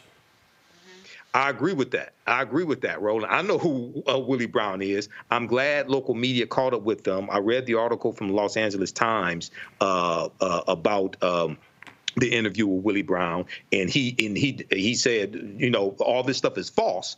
And now what Trump is trying to do, he's trying to use a black face to do an underhanded attack on Kamala Harris. That's what he was really trying to do yesterday. Well, but he will listen. He will do that any day of the week, and he will just make up lies, and he'll be like, okay, all right. So, here's the thing for Matt. Not one question about this $10 million that allegedly came from Egypt to his campaign. Mm-hmm. Not one question about President 2025. These people who will cover him, they are trash. I'm telling you right now, these folks, they love the Trump shit show. They love the crazy. They thought Biden was too boring. And so they love the mayhem. And so, frankly, I think a lot of these media people would love to see him back in, because they know it's going to be nutcase journalism every day. I think that's exactly right. And I think Teresa said it perfectly earlier. I mean, I think they have essentially a duty to let the American people know the truth of things, because this is somebody running for president. This isn't somebody running for a local position. This isn't somebody who's not seeking the highest office in the land and, frankly, the most powerful individual position in the entire world. I think they've got a duty to ensure that true information is what's being disseminated and that he's being called out on false information. And, this is the kind of thing that is particularly strange, because a lot of the lies and the misstatements that we hear from Mr. Trump are misstatements, whether he's inflating something numerically, saying he had way more people or whatever, right? But this is a thing, like, you're lying about being in a helicopter with somebody you were never in a helicopter with, an easily verifiable thing. I was with Willie Brown. No, you weren't. I never done business with you, and I wasn't on that helicopter. That, to me, in this instance particularly, shows one of two things. It shows just a brazen disregard for the truth, or it shows that he himself is lacking the very fitness that he was calling Mr. Biden out about, President Biden out about. So in that respect, I think that the journalists not calling him out on that is a shirking of their duty. But more so than that, I think it shows the depth to which Trump is willing to say anything he feels he needs to say to get the soundbite. And this is strange, because this is easily verifiable. I wasn't on that helicopter with you. And if you're not lying, then you're mistaking me with somebody who's completely different, i.e. Governor Jerry Brown. And if you're mistaking those two people, perhaps you don't need to be in the White House. You think? In the same media, folks, if Biden made a mistake, Biden forgot. He mispronounced the name. He mixed somebody up. Did you see any of those stories? You have not seen the New York Times do cognitive decline stories on Donald Trump. Nope. Don't see it. Ain't gonna see it. I'm telling y'all right now, this is why these mainstream media people are a joke, because they want in on the crazy show that he presents. It is simple as that. Let me go to a quick break. We come back. We'll be right here on Roland Martin Unfiltered. on Black Star Network. Don't forget, supporters of what we do. Join the Bring the Funk fan club. All these folks, all of this, yep, I got to open up every single one of them. All of this are folks who've sent in their checks and money orders to join our Bring the Funk fan club. They do not believe in the digital stuff. I get it, because guess what? It all cash is the same. So I appreciate all of y'all supporting what we do right here. Don't forget, your contributions make it possible. Our goal is simple. Every year, 20,000 fans contributing on average $50 each, $4.19 a month, 13 cents a day. A lot of people who can't give that. People have given us as little. People have given us $25, $10, $5, $2, $1. People have given us more than $50. I've seen donations of $100, $200, and more. I appreciate every single dollar. And so you can do it as well. Don't forget, send us and remember, everybody who also is a donor, we put their names on our list. We run it every single Friday. We run every donor who contributes to this show. So please do the exact same thing. Check and money order, P.O. Box 57196, Washington, D.C., 20037-0196. Cash App, $, RM Unfiltered, PayPal, R Martin Unfiltered, Venmo's RM Unfiltered, Zelle, Roland at RolandSMartin.com, Roland at RolandMartinUnfiltered.com. Download the Black Star Network app, Apple phone, Android phone, Apple TV, Android TV, Roku, Amazon Fire TV, Xbox One, Samsung Smart TV. Back in a moment. Hatred on the streets, a horrific scene, a white nationalist rally that descended into deadly violence. White people are losing their damn minds. As an angry pro-Trump mob storms the U.S. Capitol, we're about to see the rise of what I call white minority resistance.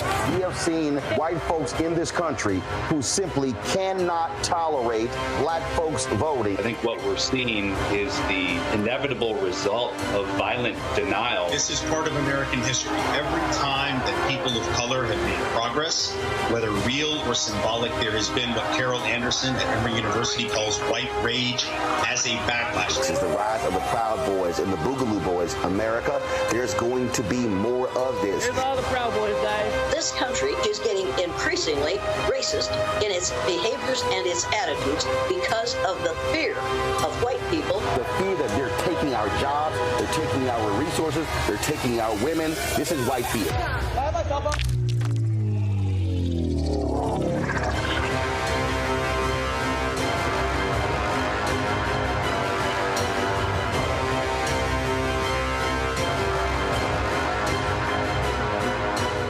Hi, my name is Freddie Ricks. I'm from Houston, Texas. My name is Sharon Williams. I'm from Dallas, Texas.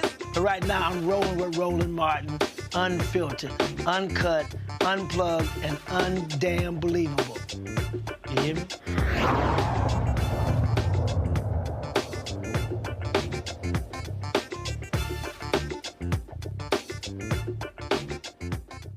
All right, folks, we're waiting for the rally of Vice President Kamala Harris and Governor Tim Walz to begin there in Arizona. We'll go live there as soon as the speakers hit the microphone.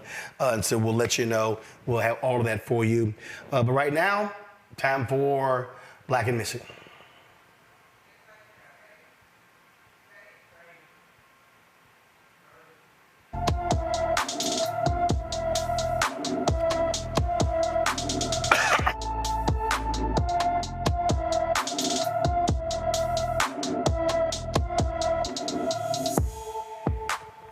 Shania Barber has not been seen since she left her Lincoln, Georgia home on June 17th.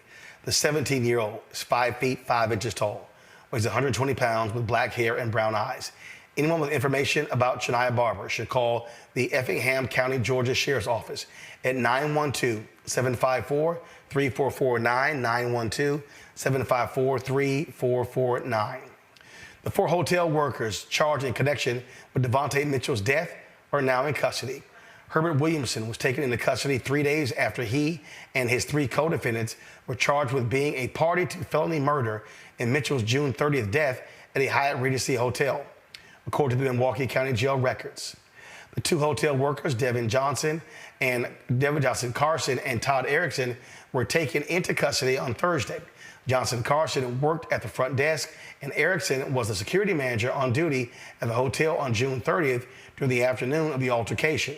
Williamson, a bellhop at the hotel, and the three others were charged after prosecutors scoured videos showing them piling on top of Mitchell as they tried to remove him from the hotel's lobby before he died. If convicted, each would face up to 15 years and 9 months in prison. The Sangamon County, Illinois Sheriff Jack Campbell has announced his retirement amid mounting political pressure after one of his deputies fatally shot Sonia Massey in her home last month. Governor J.B. Pritzker said Campbell needed to step down because the sheriff has failed.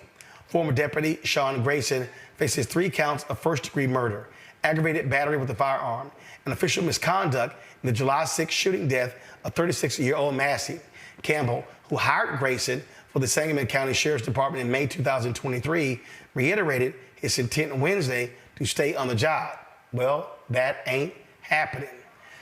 You know what? The reality here, Matt, he should have stepped down because this man, dishonorable discharge, 6 law enforcement agencies in 4 years. If you're looking at a resume, that ain't even a red flag. That's sirens, alarms, that's everything going off at the same time. Oh, absolutely. And it happens very frequently. And we've talked about it on the show. You know, the hiring authorities try to backpedal once that person ends up doing something at a new agency, or like a recent story you had a couple of weeks ago, when they get called out on having hired somebody who's used deadly force, especially in a questionable way. They always act like, oh, I didn't know, I didn't realize the extent of it. And we know that's dishonest. And some of that is a part of, the thin blue line, closing a phalanx in on itself. Some of that is hoping that the public at large just never learns the truth about who this person was. And I'm glad that he has stepped down. I mean, this is one of those situations where if you are in leadership, so I guess he's the sheriff, the equivalent of the county judge or the county mayor, depending on where you live, how do you have confidence in this sheriff, right? Once you know that he or she has hired somebody who's bounced around from law enforcement agencies like that, that is a pretty clear sign that they've got fundamental issues with how they do this job. So it's a good thing that he's gone. And I'm sure he knew about the extent of the problems with this particular officer and just overlooked them. And that's an issue that we see across the country with this exact issue with police officers leaving and being rehired at other agencies after long and sordid histories. You know what? And the thing here, Teresa, he was, this is all political. Then he felt that pressure overnight. 24 hours later, he's gone. Yeah, it should have came sooner. Like Matt said, it's a shame that it takes an outcry by the national public for something they could have done locally a long time ago. If the tables were turned, if the color was different, I'm telling you, would not be a conversation. First infraction, you're out. But it seems like obviously their local politics has kicked in. I'm glad he's out, but will the politics and the traditions change inside that local organization? That's something that we really need to be discussing. Michael? Yeah, Roland. Yeah, he should have already resigned, Jack Campbell, Sheriff Jack Campbell. But you have to, when you look at, he was, the officer worked for 6 departments in 4 years. You have to wonder, okay, so what type of screening, what type of research was done when he was hired into this sheriff's department? And this calls into mind, why you need the George Floyd Justice and Policing Act, because there was a provision in there that would have prevented this from happening. Officers going from department to department, getting fired from a department, different things like that, going to work in other departments. And just coincidentally,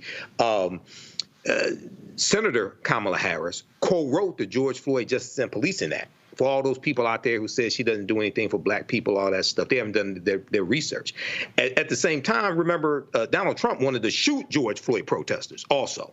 Okay, he wanted to have them shot as well. So imagine that contrast. Yeah, I mean that's what you're dealing with there. And again, every time we see one of these stories, what we are dealing with are laws that need to be changed. And what I said at that news conference in Chicago, Matt, to Reverend Sharpton and Ben Crump and others, we don't have to wait for the George Floyd Police and Justice Act. Put the pressure on Pritzker, say, pass the law in Illinois, and then go to every state and have every black caucus in every state propose the law, get it passed, where law enforcement folks cannot hop from one jurisdiction to the other, create that state database, which keeps these thugs off of the force. Absolutely. Or add to that some kind of public disclosure so the public is aware that this person had this issue somewhere else, the same way you would with a conviction, right? I mean, with convictions or anything else that's public information, the public is entitled to know that. And that's what makes this so insidious, is that these officers will do something bad, have an issue, harm somebody, and then move somewhere else. And the people whom they're now policing have no idea of their background, and therefore are not able to hold their local government accountable for hiring him or her. So it should come with a public disclosure, and I think that's a good idea. And that's really one of the issues that we have when we talk about qualified immunity, particularly, and issues related to policing, is that so much of the immediate way to change it is on the local level, but we often talk about it at the high level. And locally, these things need to be changed. I mean, right before I came on the show, I literally had a family in my office where their son was killed about 2 weeks ago under questionable circumstances by our local police. And I had to explain to them the difficulties and intricacies of the law in preparing, a lawsuit or preparing an action. And if the law were appropriate on the books, we wouldn't have a lot of the concerns that we have to help vindicate their rights. So we need to hold our local, politicians accountable in that respect. Folks, right now in Glendale, Arizona, Congressman Ruben Gallego, who is running for United States Senate, is now at the microphone. Let's go live to Arizona.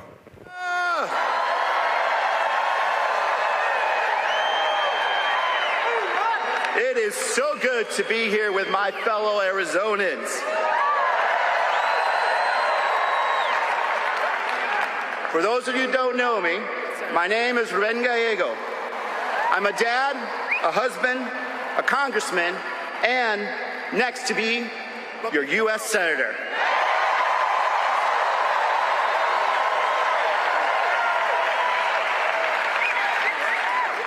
But before all that, I proudly serve in the United States Marine Corps. Hoorah! Hoorah! Yup, yup. I had the honor of fighting for my country alongside my brothers in Iraq. And those were some very tough days. But the fight for my brothers was worth it. And so is this fight.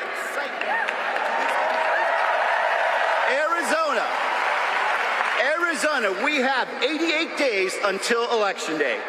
And this excitement, this enthusiasm to fight for a better, a brighter Arizona together is what we need. Juntos y unidos, siempre.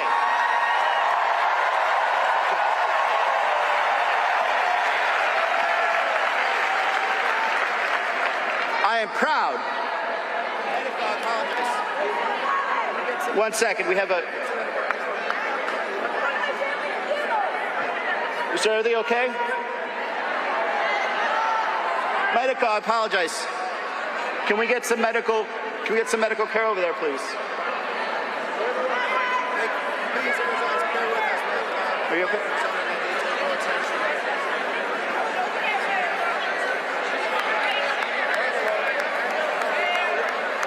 Thank you. Please, Arizonans, bear with us. We have a fellow Arizonan that needs a little attention here.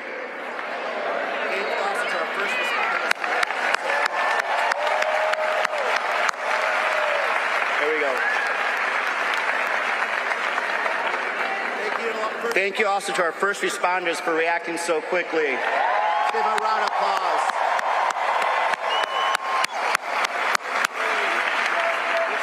Thank you to first responders, law enforcement, everyone here for protecting us and taking care of ours.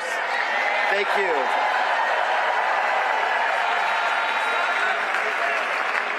This is a very good example of what Arizona is.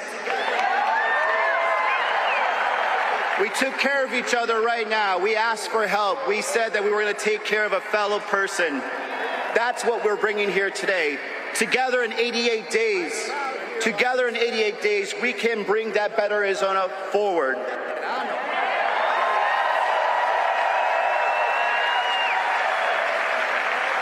I am proud here also to stand together with another proud veteran, un veterano, Governor Walz.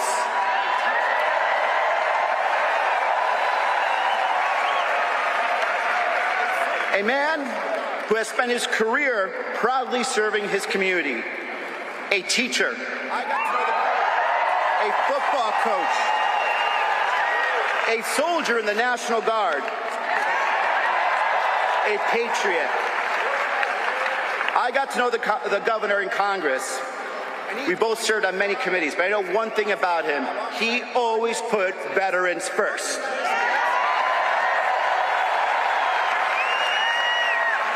And he is going to proudly represent us alongside our next president of the United States, Kamala Harris.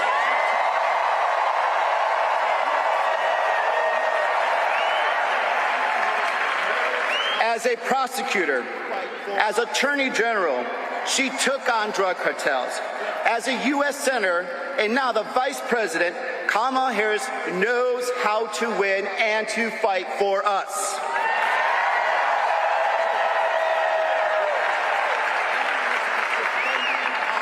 Look, Arizona, we are at a crossroads. We need to be cutting costs for our families. We need to be protecting abortion rights, and we need to be defending our democracy.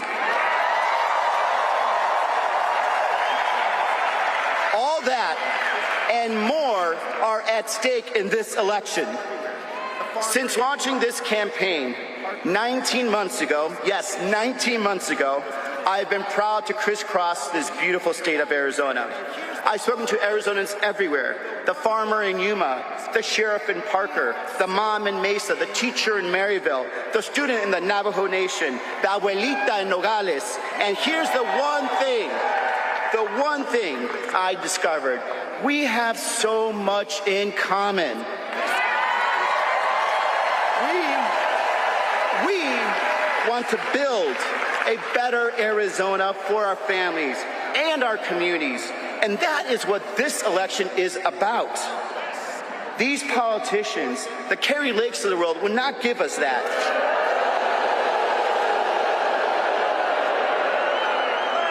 She and they will divide us.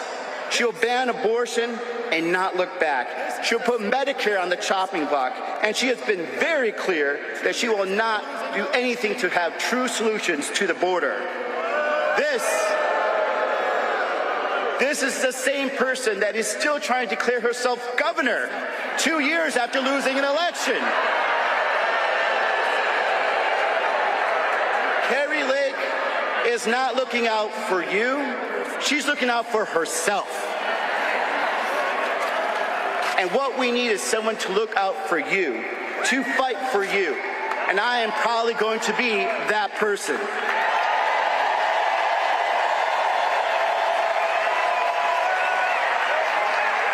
Because no matter what, and everyone knows it, once a Marine, always a Marine. And I never back down from a fight. So I'm going to fight for my daughter Isla, who deserves the same rights that her grandma had growing up. Let's fight for her.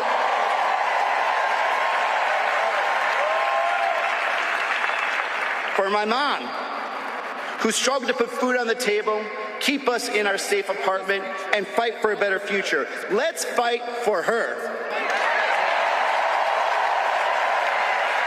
For my son Michael, who deserves the brightest future that I can give him, that this country can give him. Let's fight for him. In the Marines, they teach you a lot of things, but one of the most important things to teach you, if you fail to plan, you plan to fail. So here's what we're going to do in the next 88 days. Let's defeat Kari Lake.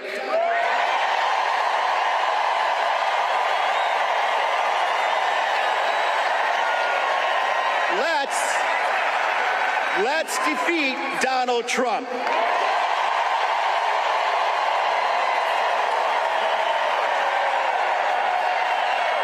Let's fight for a better future for Arizona.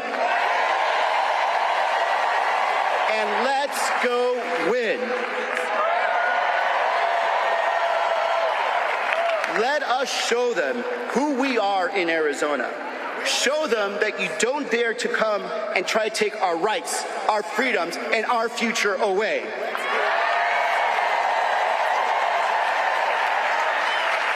We are Arizonans. We will fight back. We will protect our rights, and we will protect our future. Let's do it. Let's go win.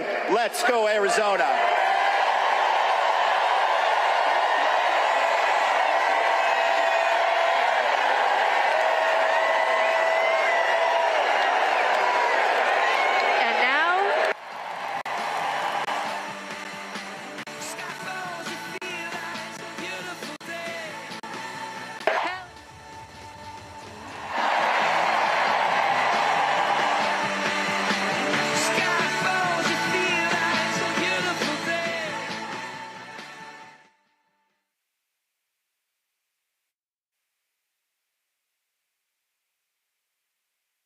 All right, folks, coming to the stage right now is Arizona Senator Mark Kelly and his wife, former Congresswoman Gabby Giffords. You might remember there was an assassination attempt at a grocery store in Arizona where she was almost killed, and she still is affected by that shooting. And one of the reasons why both of them are huge gun control advocates. He, of course, is on the short list to be the vice presidential nominee. And so he's about to speak right now at the rally in Arizona. Let's go back there.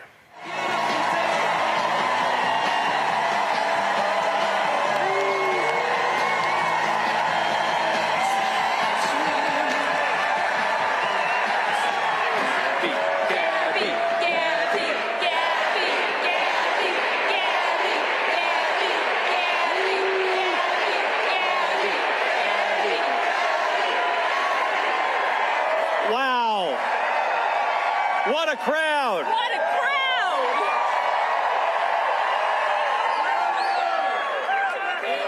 Thank you. Woo! Hello, Phoenix. Woo! It is so great to be home here in Arizona. Woo! And Gabby and I are so excited to be with all of you today. Woo! And to welcome our next president and vice president,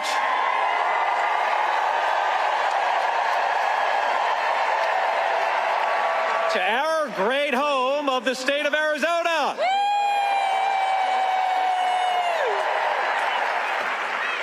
So, guess who won? Gabby and I played rock, paper, scissors to see who could speak first today. And guess who won? You're right. My wife, the woman who inspires me each and every day and teaches me to never give up.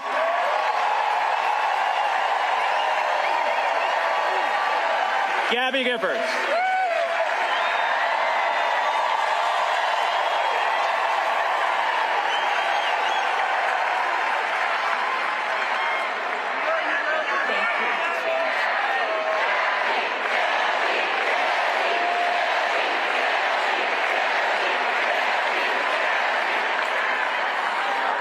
Our lives can change so quickly. Mine did when I was shot, but I never gave up hope.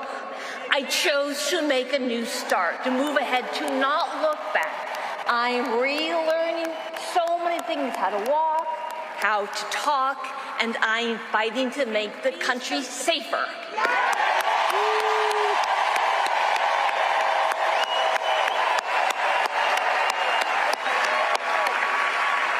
It can be so difficult.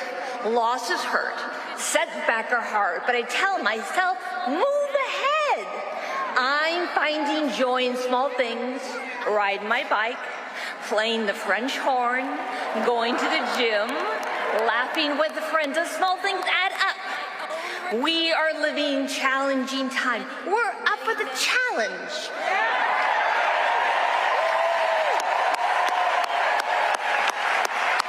My own recovery has taken years. Many, many, many people helped me along the way, and I learned so much. I learned that people care for each other and work together. Progress is possible. A world is possible.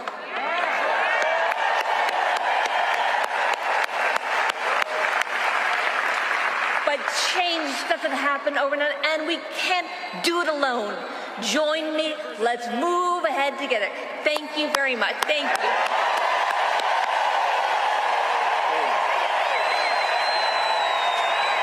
Gabby Giffords, everybody.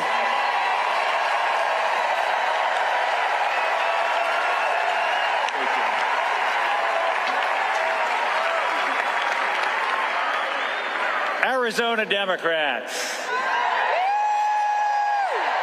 Now, we've done a whole lot of winning over these past few years, haven't we? And I don't know about you, but I think we're ready to keep winning. We are going to keep winning with Kamala Harris and Governor Tim Walz.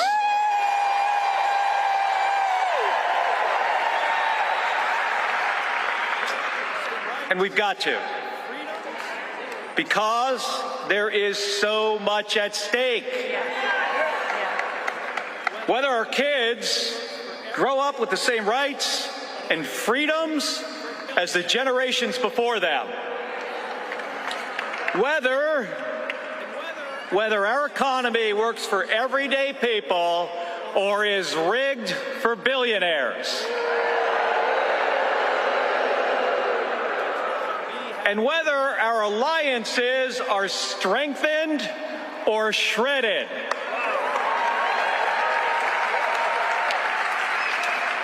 And that's why we have to elect Kamala Harris and Tim Walz.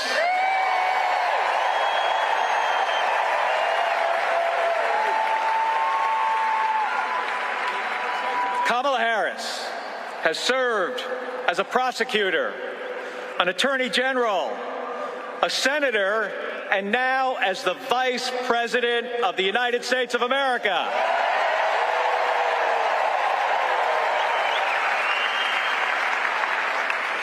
She is the leader we need to take our country into the future.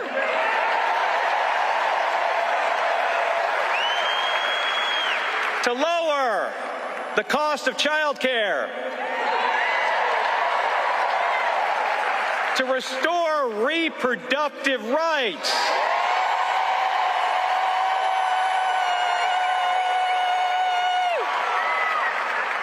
and to help us reduce gun violence.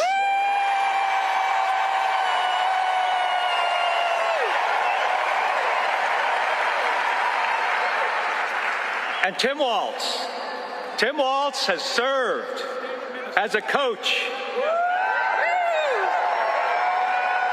as a teacher,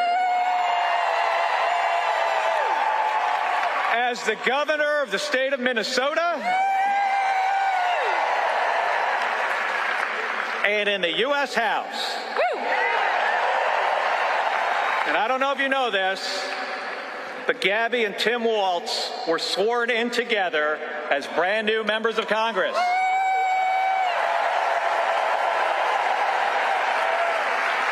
Right? Yes. Right. He served honorably in uniform for decades.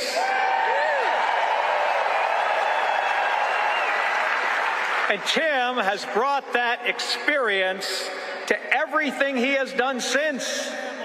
Fighting for our service members, fighting for veterans,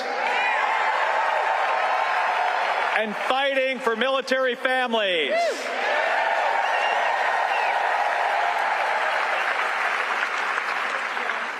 Now, that's not something I expect that Donald Trump would understand.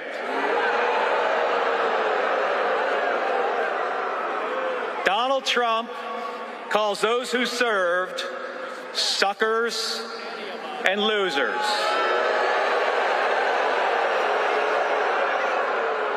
And he has zero respect for any of us who have worn the uniform. Folks, here in Arizona, we don't attack people for their service to our country. What do? We thank them.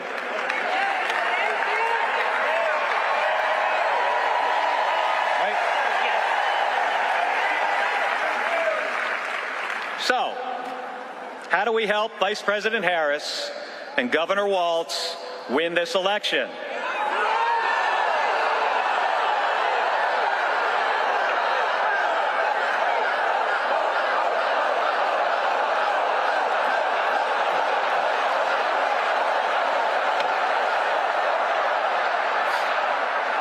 So, folks, this is not rocket science.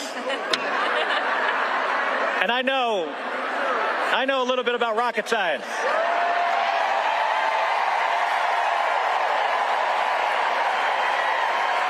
That ain't this. What this is about is who works harder. That's it. It is as simple as that. And here's the thing. I've flown in space 4 times.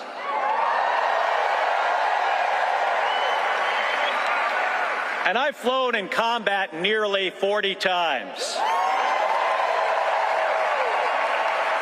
But folks, not once did I do any of that by myself.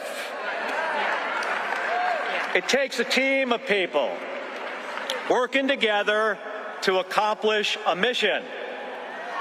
It's always been that way. Now, I may be a Navy guy.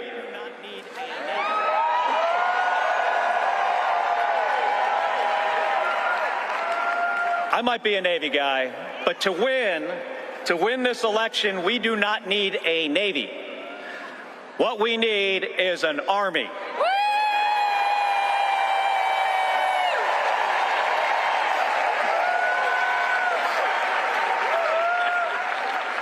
Now, here's the good news.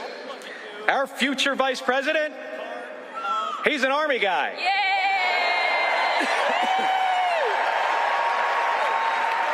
So we need all of you to become part of an army. Yes. An unstoppable army that can get this team through the trenches and across the finish line.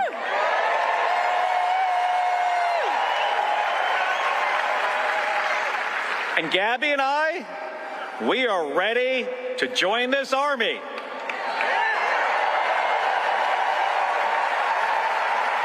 Are all of you?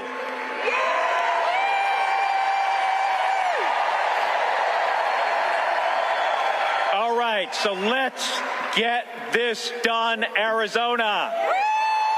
Thank you. Thank you very much. Thank you, everybody.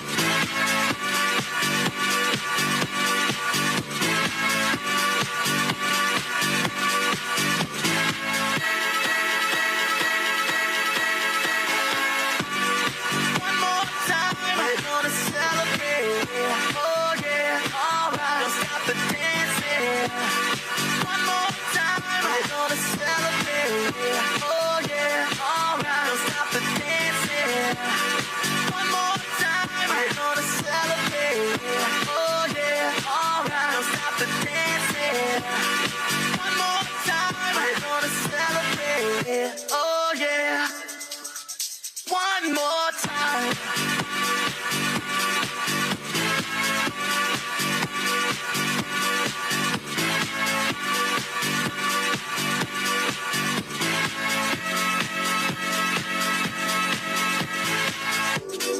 One more time. We're gonna celebrate. Oh yeah, alright. Don't stop the dancing. One more time. We're gonna celebrate. Oh yeah, don't stop the dancing. One more time. You know I'm just feeling celebration tonight. Celebrate. Don't wait too late. No, we don't stop. You can't stop. We're gonna celebrate. One more time. One more time. One more time. A celebration. You know we're gonna do it right tonight. Hey, just feeling. Music's got me feeling the need. Yeah. Come on. All right. One more time.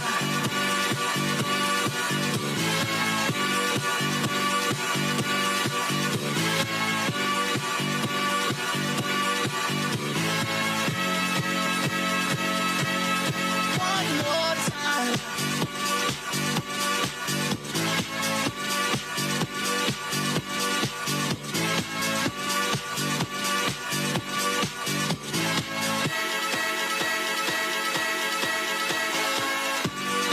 One more time. We're gonna celebrate.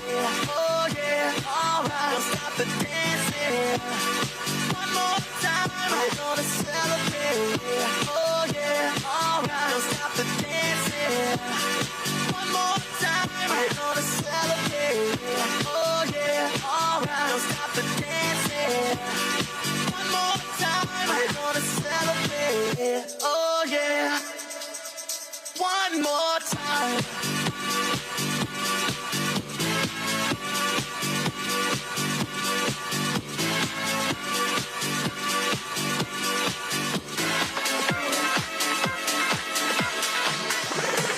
This shit that ice cold. Michelle fight for that white gold. This one for them hood girls, them good girls, straight masterpieces. Styling, wildin', living it up in the city.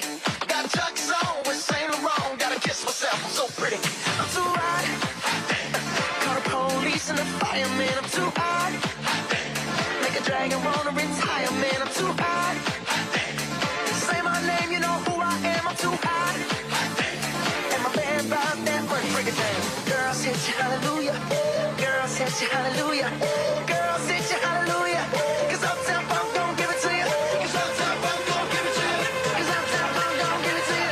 Saturday night and we in the spot. Don't believe me, just watch. Come on. Come on, y'all.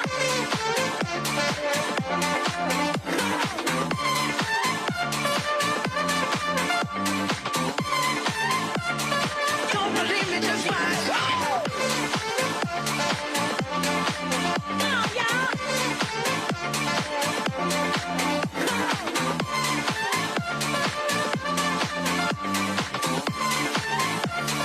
Don't believe me, just watch. Say what? Arizona, how y'all feeling? Say what? I'm too hot. Call the police and the fireman. I'm too hot. Make a dragon wanna retire, man. I'm too hot. Say my name, you know who I am. I'm too hot. And my band about that money, break it down. Girls hit you, hallelujah. Girls hit you, hallelujah. Girls hit you, hallelujah. 'Cause Uptown Funk gon' give it to you. 'Cause Uptown Funk gon' give it to you. 'Cause Uptown Funk gon' give it to you. Saturday night and we in the spot. Don't believe me, just watch. Come on. Come on, y'all.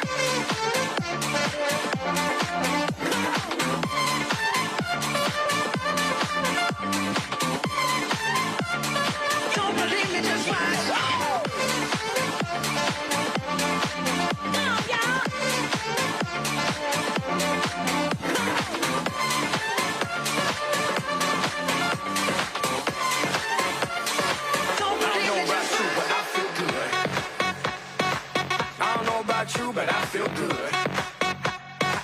I don't know about you, but I feel good. I don't know about you, but I feel good. I don't know about you, but I feel good. I'm 2 + 2, I'm for sure. You down, I'm down, baby, let's go. You stop, you drop, baby, then roll. You twerk, you pop, booty so swole. I'd hate me too if I were you. And when it comes to billions, I'll take 2. It's only one life, you don't get 2. So live life, don't let it live you. I got a pocket full of $100 bills. Put on a jacket, cause these diamonds give you chills. 2 shots are running, 2 out, I'm stunning tonight. Tonight, yeah. Look in the mirror, I'm like, who the hell is he? So many whips and cribs, I'm losing track of keys. Ooh, up to something, ooh, yeah, I love it, alright. Alright. Yeah, yeah, I'm drinking out the bottle. Get loose, hanging with supermodels. Get loose, feel like I hit the lotto. I don't know about you, but I feel good. I don't know about you, but I feel good.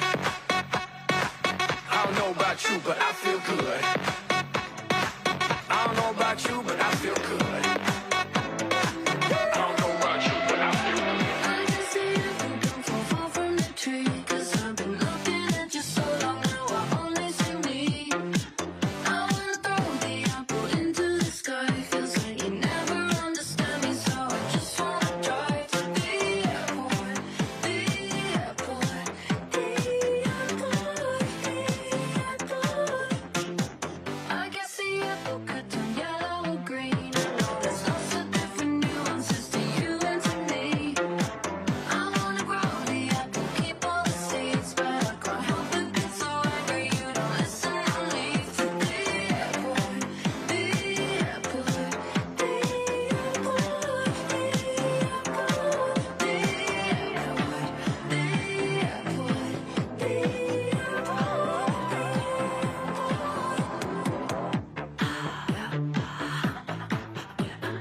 I'm gonna drive all night. I'm gonna drive all night. I think the apple's rotten right to the core. From all the things that's done, from all the apples coming before.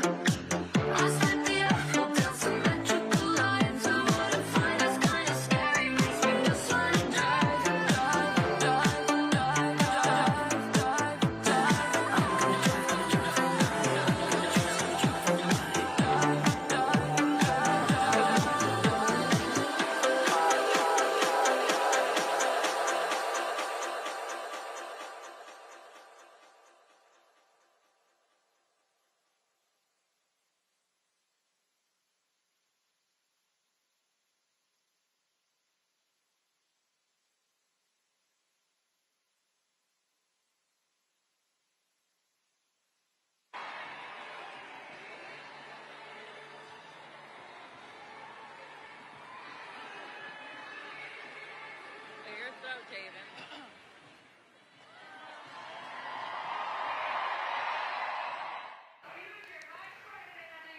Here we go. Vice President of the United States, Governor Tim Walz.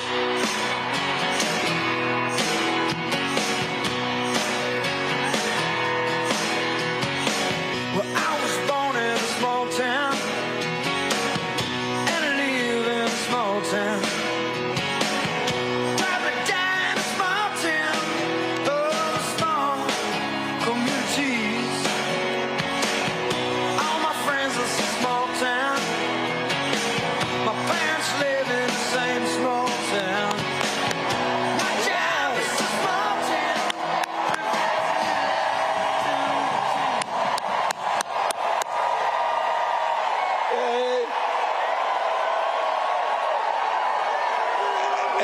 Hello, Arizona.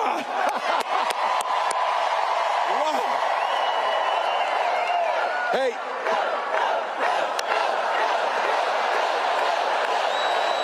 Yeah. Wow. Well, you might have seen a few people showed up in Philadelphia the other night.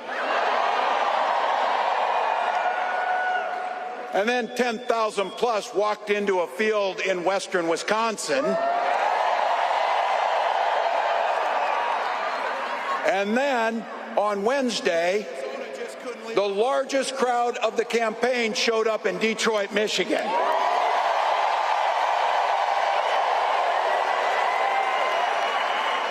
But Arizona just couldn't leave it alone, could you?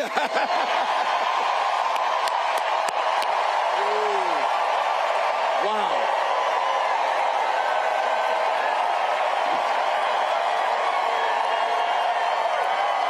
You know, it's not as if anybody cares about crowd sizes or anything. So. Wow.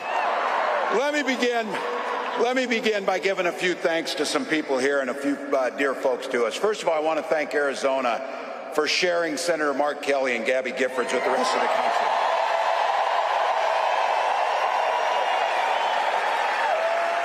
Gabby was a classmate of mine in '06, and they are both national treasures. Thank you, Arizona. Also had the privilege of serving with Congressman Gallego, and I'll have to tell you,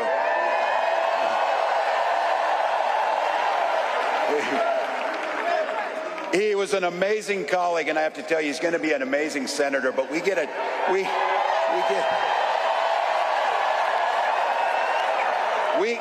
twofer with Ruben because we know who is never going to be a United States senator.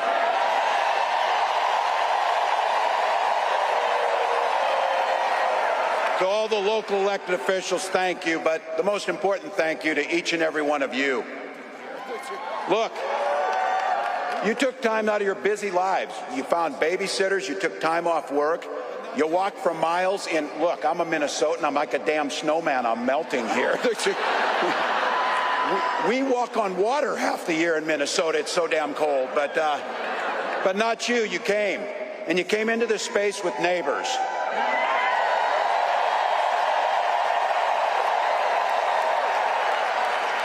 And you came here for one beautiful, simple reason. You love this democracy.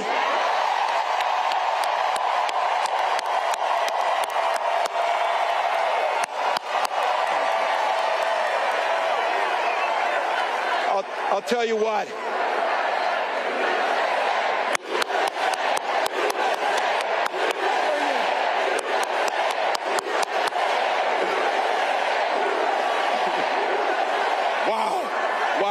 Wow. Well, I couldn't be prouder to stand with you, and I couldn't be prouder to be on this ticket.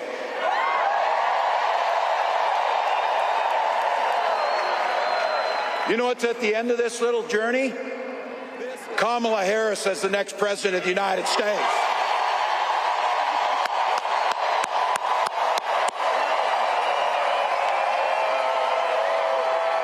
This is a leader who wakes up every day on the side of the American people. She will take on the predators. She will take on the fraudsters. She will take on the transnational gangs, and she will stand up to the corporate interests and put middle America first.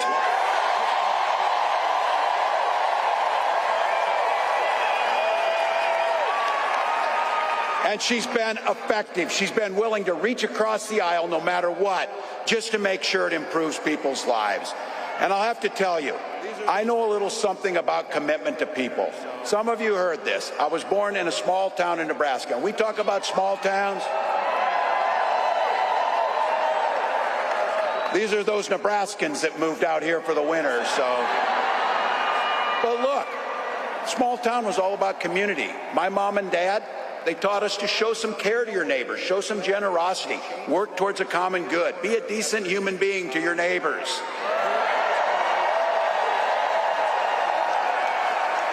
My dad, and some of you know him in here, you had him, a chain-smoking Korean War era veteran, cared about his community, but 2 days after I turned 17, he took me down to join the Army National Guard. I'm proud of that service. And for 24 years, I proudly wore that uniform.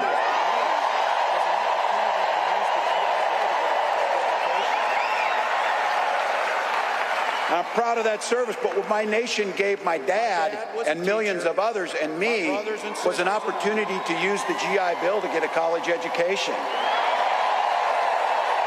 My brothers and sisters and I all became teachers. My dad was a teacher. My brothers and sisters and I.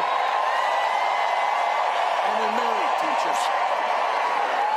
My brothers and sisters and I all became teachers. I had the privilege of teaching high school social studies for 20 years. And we married teachers. And you might have heard, coaching a state championship football team. I had the privilege of teaching high school social studies for 20 years. And you might have heard, coaching a state championship football team.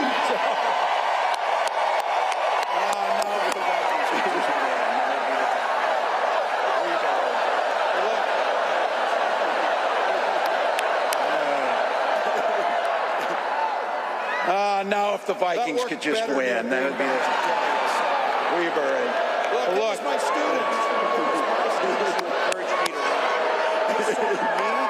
But I hope to instill in them.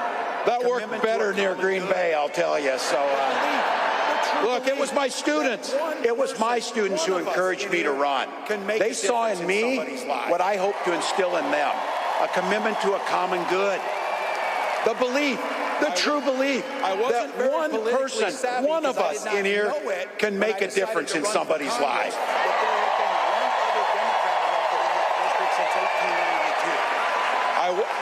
I wasn't very politically savvy because I did not know it when I decided to run for Congress that there had been one other Democrat elected in that district since 1892. But my neighbors believed, and they graced me with an opportunity to serve them in the United States Congress for 12 years.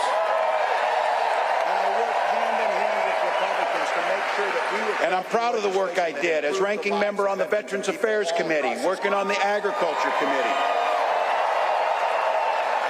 And I worked hand in hand with Republicans to make sure that we were crafting legislation that improved the lives of veterans and people all across this country. I learned how to compromise without compromising my values. All of those experiences to the challenges facing the state of Minnesota. And as governor of the great state of Minnesota, I brought all of those experiences.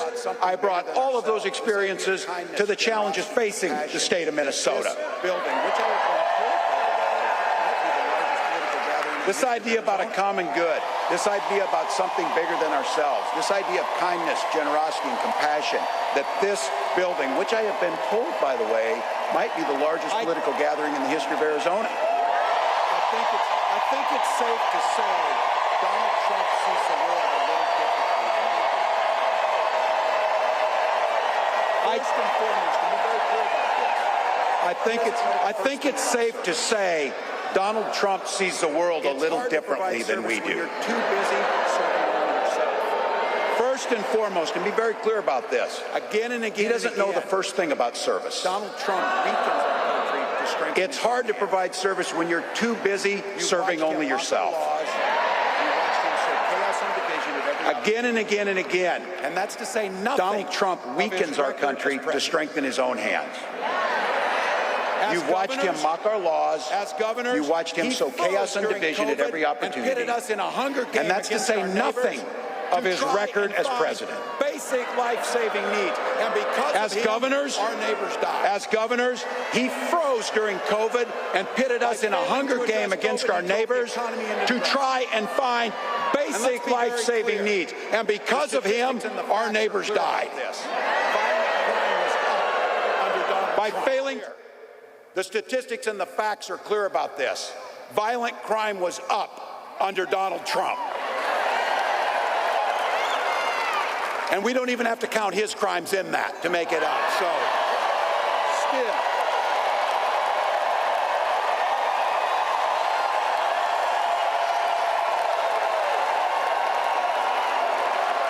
Look, those, better yet, beat the hell out of him at the ballot box. Beat the hell out of him at the ballot box. Look, you and I, especially the gray hairs in the crowd, we know our relatives.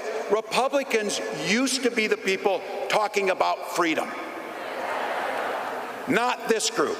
When they talk about freedom, it means that the government should be free to invade your exam room with your doctor. Look, in Minnesota, we respect our neighbors and the personal choices they make. We maybe wouldn't make the same choices, but we respect them. And I know in Minnesota and in Arizona and places across this country, you know what makes society work best? Is when you learn a golden rule. Mind your own damn business. Mind your own damn business. We don't need it.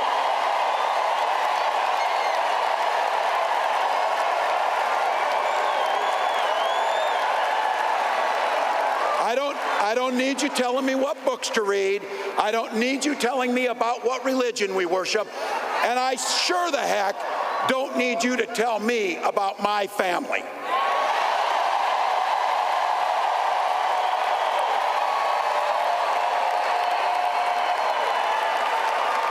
Look, this one's personal for me. This one's personal for me about IVF and reproductive care.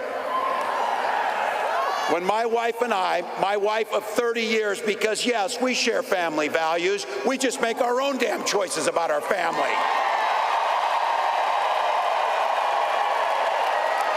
But when we wanted to have children, we went through years of fertility treatment. And I remember it was like it was yesterday, just waiting for good news. And then the phone would ring and you would be tensed up, and then you would hear that the treatments had failed. It would blot out the sun that you just wanted something so beautiful and so simple to have a child. And then one day, and it wasn't by chance, when that news came and we welcomed our daughter into the world,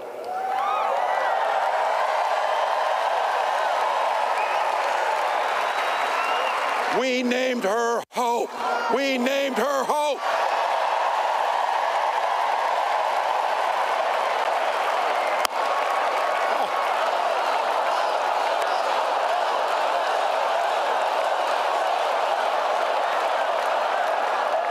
I'm not crying, you're crying. So when Vice President Harris and I talk about freedom, we're very clear. We mean the freedom to make your own health care decisions.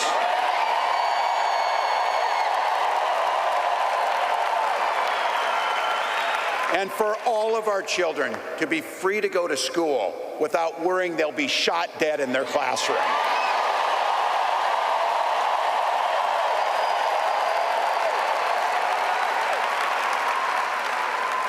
And in Minnesota, believe me, we believe in the Second Amendment, but we also believe in common sense gun violence laws.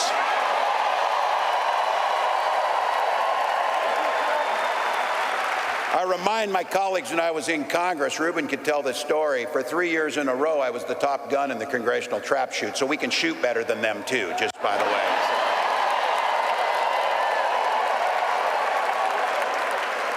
When Vice President Harris talks about freedom, it's when freedom is when education is a ticket to the middle class, not crippling student loan debt. And this building and what we believe in, we are people that settle our political differences not through violence, but through voting.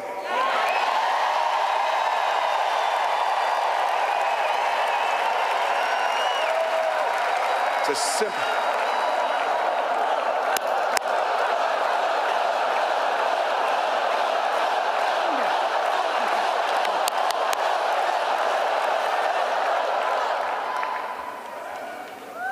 Imagine every person in here is going to vote, and every person in here is going to get 10 other people to vote. And let's just go ahead and not go through this thing that it's so close. Let's just win big, people. Let's just win big. That's our choice. How often you get a choice so simple that this is going to decide the direction of our country? We have 87 days to decide the direction we're going to go. And I've been saying it. We can do anything for 87 days. Anything.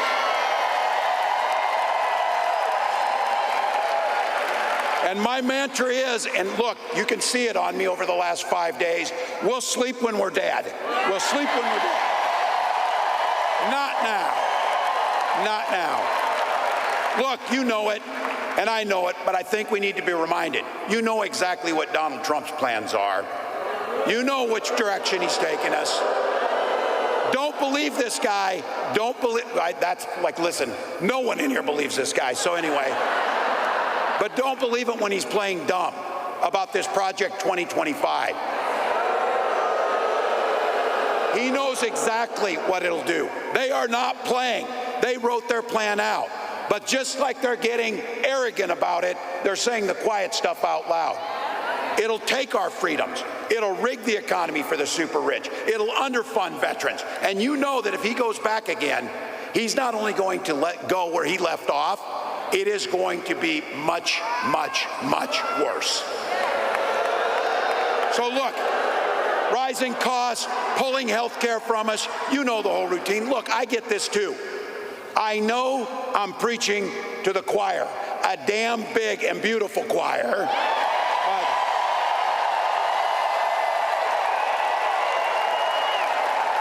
But practice is over, people. The choir needs to sing. The choir needs to sing.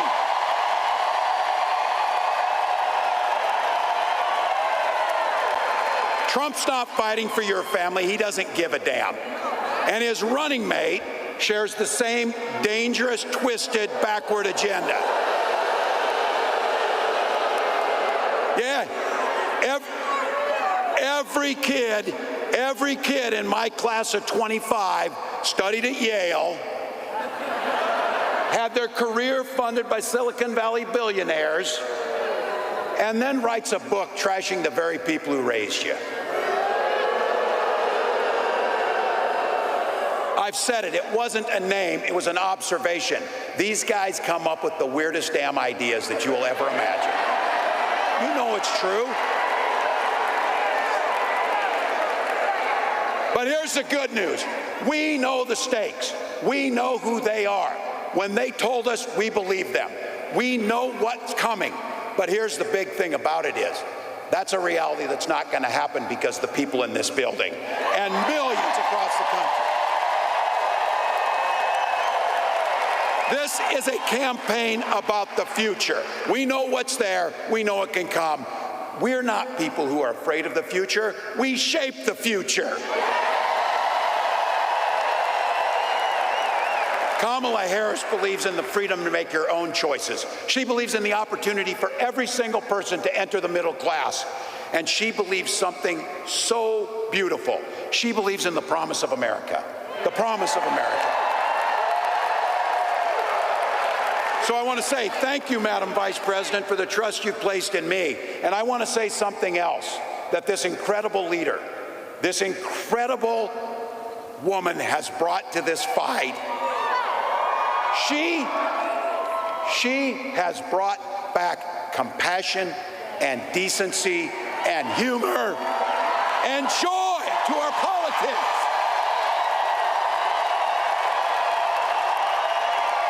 So Arizona, bring that joy with you, bring those smiles, bring that positive future as you join me in welcoming the next President of the United States, Kamala Harris.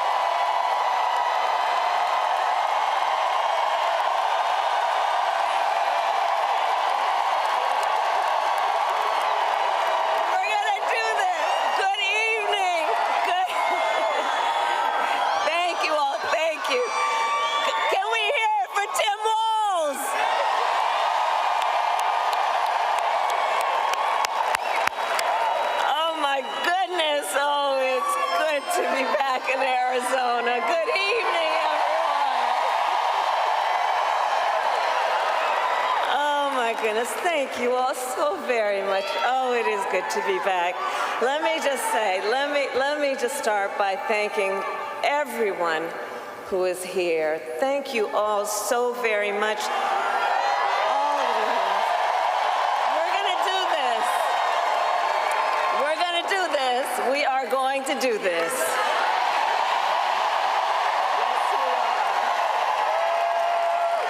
And I want to thank all of the incredible leaders who are here, including Congressman Greg Stanton, your next United States Senator, Congressman Ruben Gallego, and my dear friend, United States Senator Mark Kelly. And let me just say, as Arizona knows, Mark is an extraordinary leader who has dedicated his life to the service of our nation as a fighter pilot, as an astronaut, and as a member of the United States Congress. And he has given so much to our country. He always fights for the people of Arizona. And I am so grateful, Mark, for your friendship and your leadership.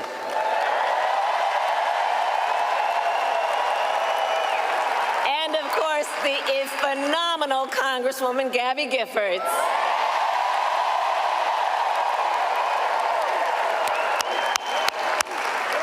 There are also an incredible group of mayors with us today. Mayor Kate Gallego,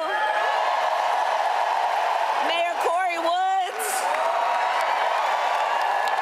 and Arizona co-chair of Republicans for Harris, Mayor John Giles.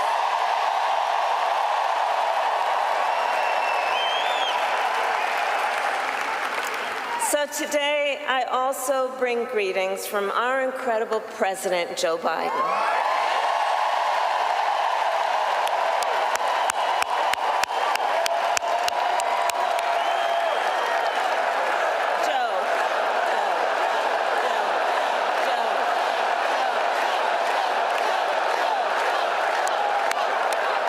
And I know we are all deeply grateful for his lifetime of service to our nation, and we thank Joe Biden each and every day for all he is and all he has done and all he has yet to do. Let us thank him always.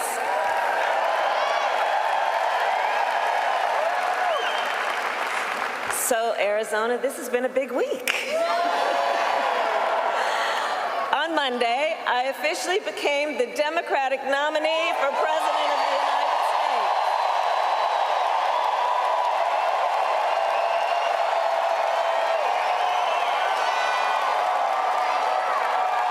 And on Tuesday, I announced my running mate in this campaign, Governor Tim Walz.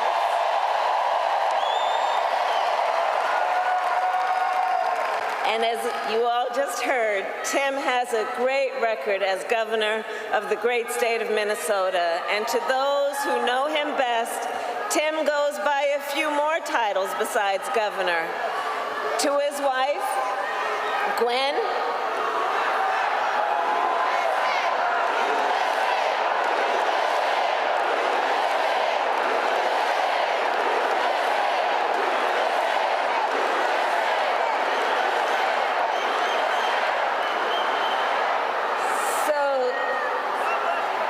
thank you. So Tim, we know him by governor, but you'll soon get to know his wife, Gwen, to whom, you know what? Hold on a second. Hold on, everybody. Hold on. Here's the thing. We are all in here together. I'm told an extraordinary number of folks who are here together because we love our country. We're here to fight for our democracy.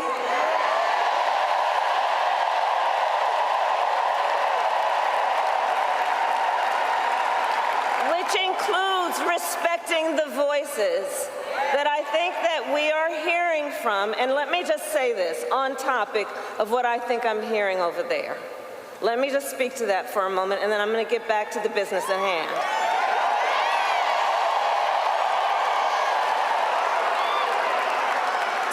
say, I have been clear. Now is the time to get a ceasefire deal and get the hostage deal done. Now is the time. And the president and I are working around the clock every day to get that ceasefire deal done and bring the hostages home.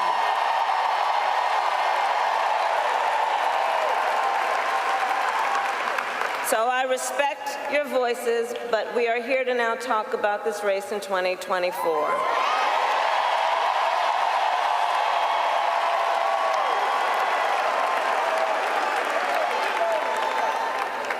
So, Tim Walz, so let's just say this.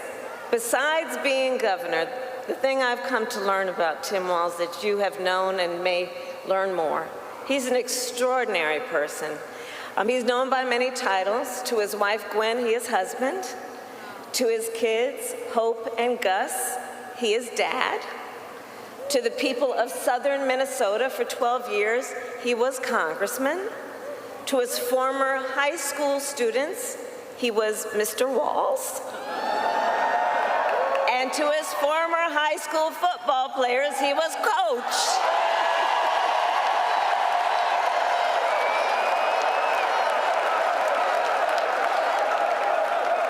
And in 88 days, the nation will know Coach Walz by a new title. Vice President of the United States.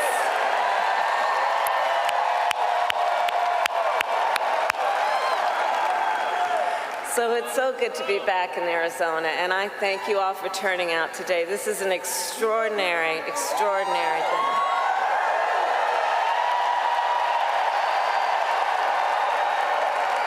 And Arizona, I'll also say this, as exciting as this is, we cannot lose sight of a really important fact. We are definitely running as the underdog. We are the underdog. We are out in great numbers, but we got a lot of work to do. And this is going to be hard work, but I know we like hard work. Hard work is good work for all of us. Hard work is good work. And we will do it with joy. And I know we are all clear about what we are up against. As many of you know, before I was elected vice president, I was an elected United States Senator. Before that, I was an elected Attorney General, and before that, an elected District Attorney.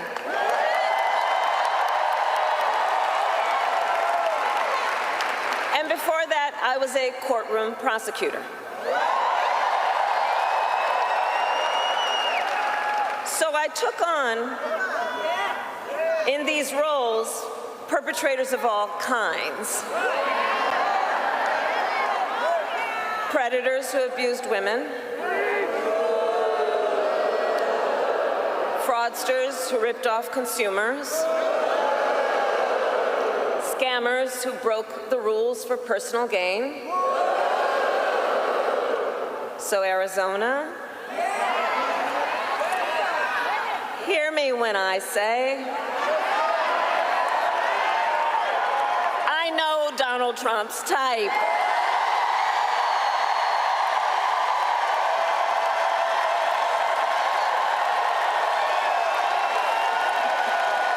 I do. In fact, I've been dealing with people like him my entire career. For example, as Attorney General of California, I took on one of our country's largest for-profit colleges that scammed students. Well, Donald Trump ran a for-profit college that scammed students. As a prosecutor, I specialized in cases of sexual abuse. Well, Donald Trump was found liable for committing sexual abuse. As Attorney General, I held Wall Street banks accountable for fraud. Well, Donald Trump was just found guilty of fraud 34 counts.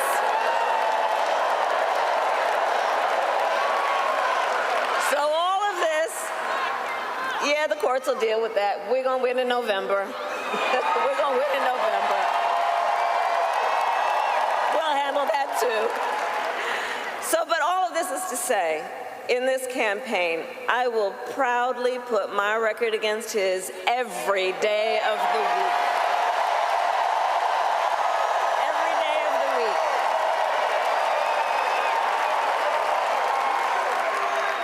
But make no mistake, that being said, our campaign is not just about us versus Donald Trump. It is about, and I love you guys.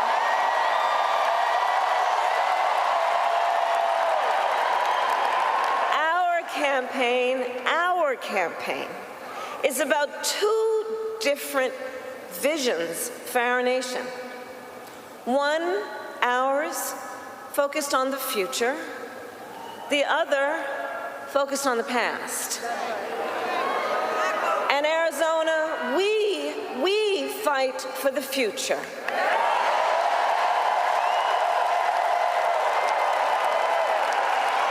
A future with affordable health care, affordable child care, and paid leave.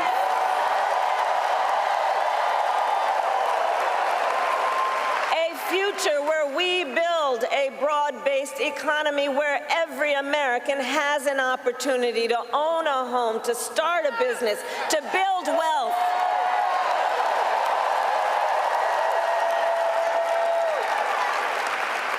Here with us today, I know we have a number of Native leaders. And as president, I will tell you, I will always honor tribal sovereignty and respect tribal self-determination. And fight for a future where every Native person can realize their aspirations and every Native community is a place of opportunity.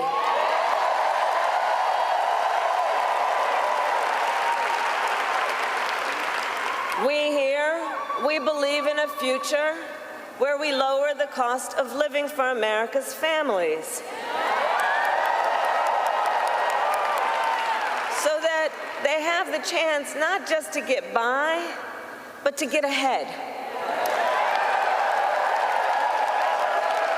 Because look, while our economy is doing well by many measures, prices for everyday things like groceries are still too high. You know it and I know it. When I was Attorney General, I went after price-fixing schemes. And when I am president, I will continue that work to bring down prices. I will take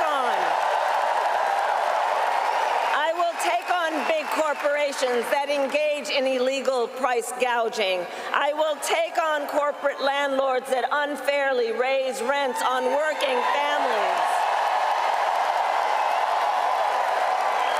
I will take on big pharma and cap the cost of prescription drugs for all Americans.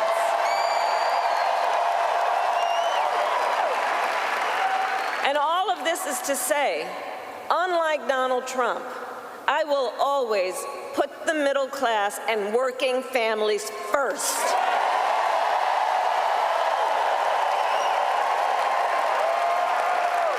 Because you see, Coach Walz and I know the middle class built the United States of America.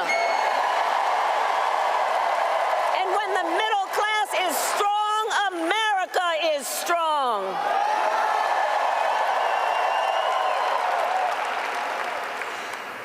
And while we work to move our nation forward, look, Donald Trump, be very clear, intends to move us backward. Just look, and we're not going back.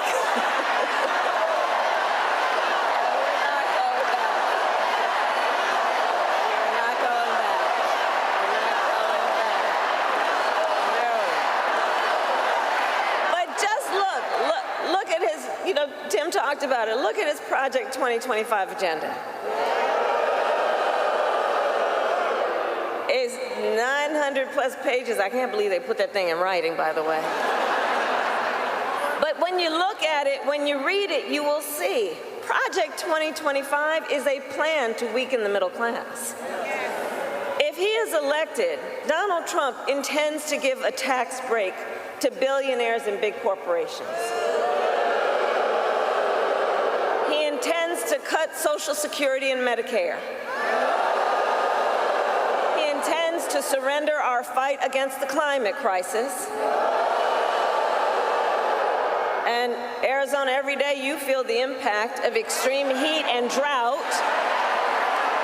You know this crisis is real. He calls it a hoax.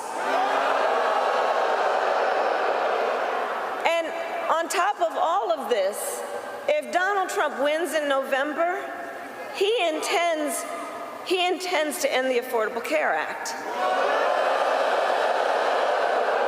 Take us back to a time when insurance companies had the power to deny people with pre-existing conditions. You remember what that was? Remember what that was? He won't win. You're right.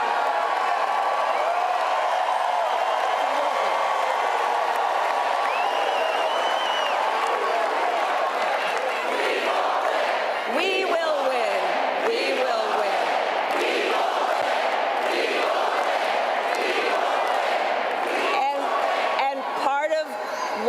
We are going to win is because we remember, and we are smart, and we know what's happening, and we're not falling for the gaslighting, and we're not falling for the okie doke.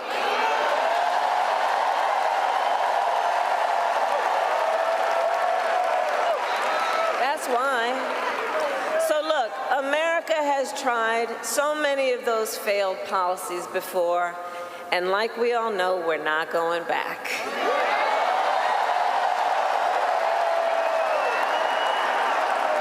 We will move forward and take on the biggest issues facing our nation.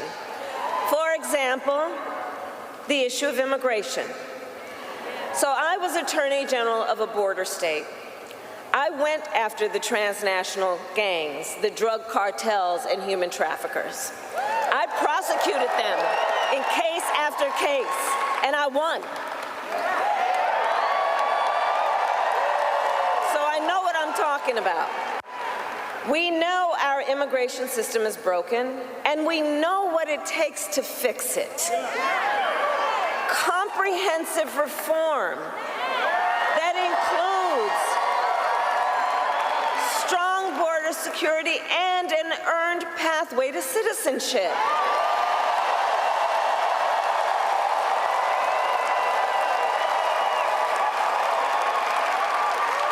But Donald Trump does not want to fix this problem.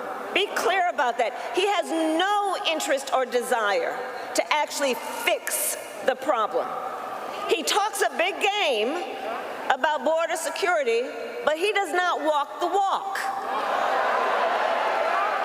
Earlier this year, everybody here knows, earlier this year we had a chance to pass the toughest bipartisan border security bill in decades. But Donald Trump tanked the deal.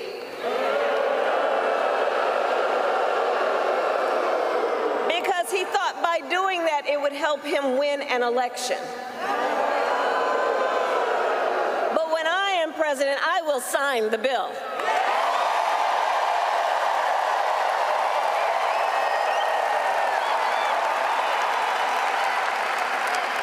So Arizona, ours is a fight for the future, and it is a fight for freedom. Across our nation, we are witnessing a full-on assault against hard-fought, hard-won freedoms and rights. The freedom to vote, the freedom to be safe from gun violence, the freedom to love who you love openly and with pride.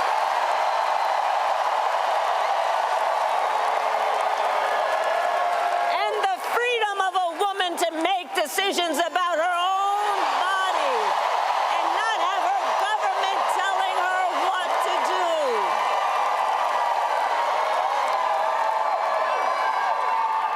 And on that last point, understand how we got here.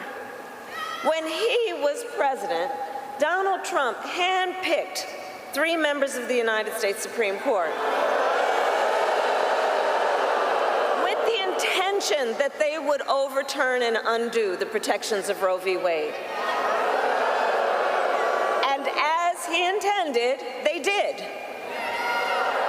And now, in over 20 states in our nation, there is a Trump abortion ban. Many, like Arizona, with no exceptions even for rape or incest.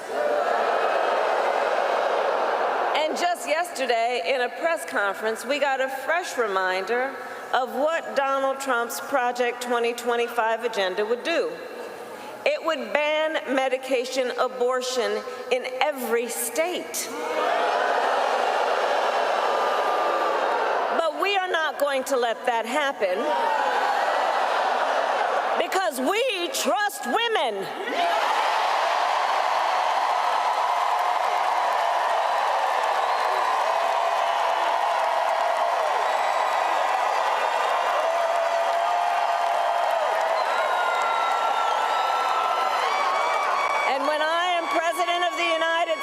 And when Congress passes a bill to restore reproductive freedoms for every woman in America, I will sign it into law.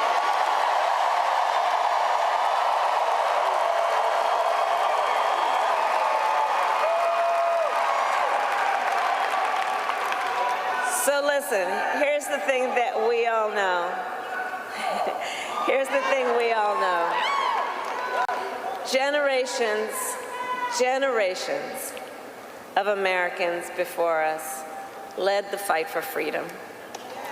Now, the baton is in our hands. Each and every one of us. So we who believe in the sacred freedom to vote will finally pass the John Lewis Voting Rights Act and the Freedom to Vote Act.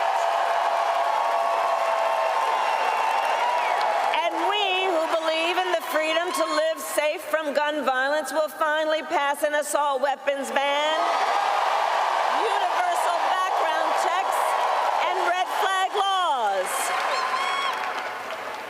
So much is on the line in this election. And understand, this is not 2016, and this is not 2020. You know, this time around, the stakes are even higher. And that's because last month, the United States Supreme Court basically just told the former president, who has been convicted of fraud, that going forward, he will be effectively immune no matter what he does in the White House.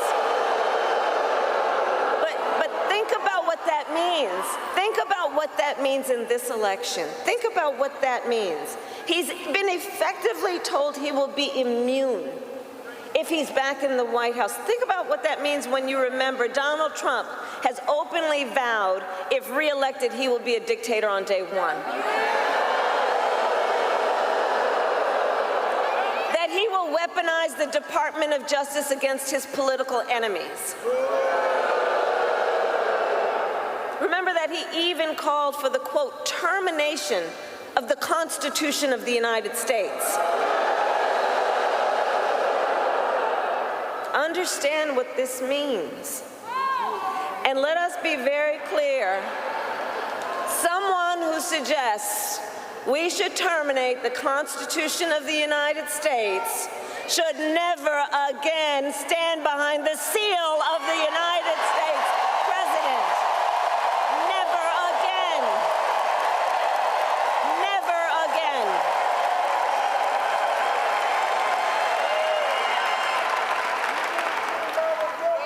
So Arizona, it all comes down to this.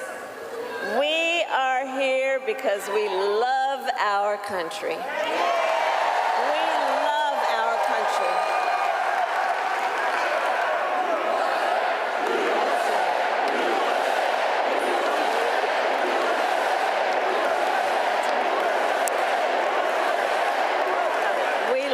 country, and I do believe it is the highest form of patriotism to fight for the ideals of our country. That's how we preserve the promise of America. And after all, the promise of America is what makes it possible for Governor Walz and me to be on the same stage together. Because think, two middle-class kids, one a daughter of Oakland, California,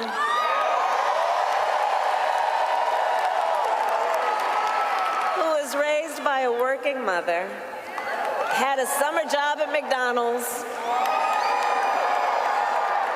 The other, a son of Nebraska Plains who grew up working on a farm. Think about it. Only in America is it possible for them together to make it all the way to the White House. Only in America. Only in America.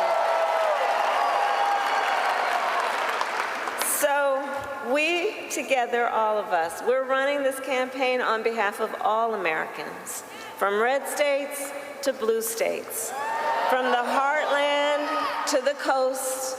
And when we are elected, we will govern on behalf of all Americans. All Americans. So Arizona, ultimately in this election, I do believe we each one of us, we face a question. That question being, what kind of country do we want to live in? Do we want to live in a country of chaos, fear, and hate? Or a country of freedom, compassion, and rule of law?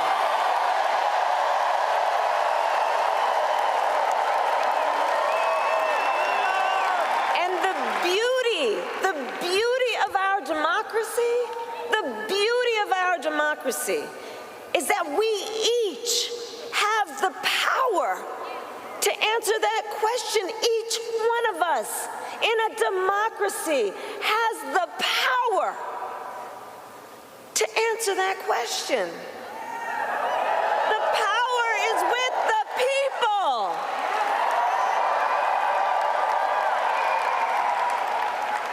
And in the next, then 88 days, we need you to use your power. We need you to knock on some doors. We need you to register folks to vote. We need you to energize, to mobilize, to organize, and to make your voices heard.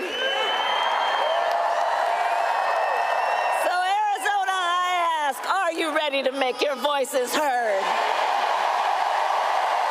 Do we believe in freedom?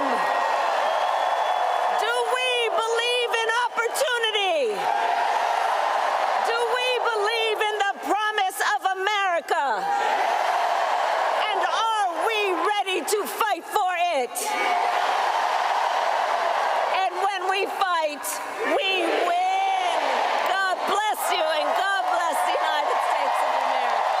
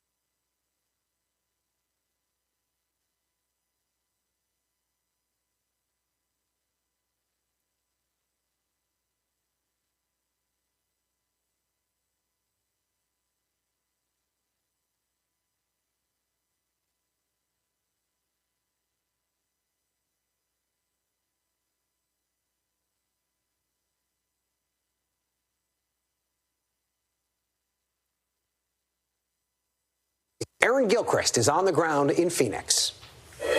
Ryan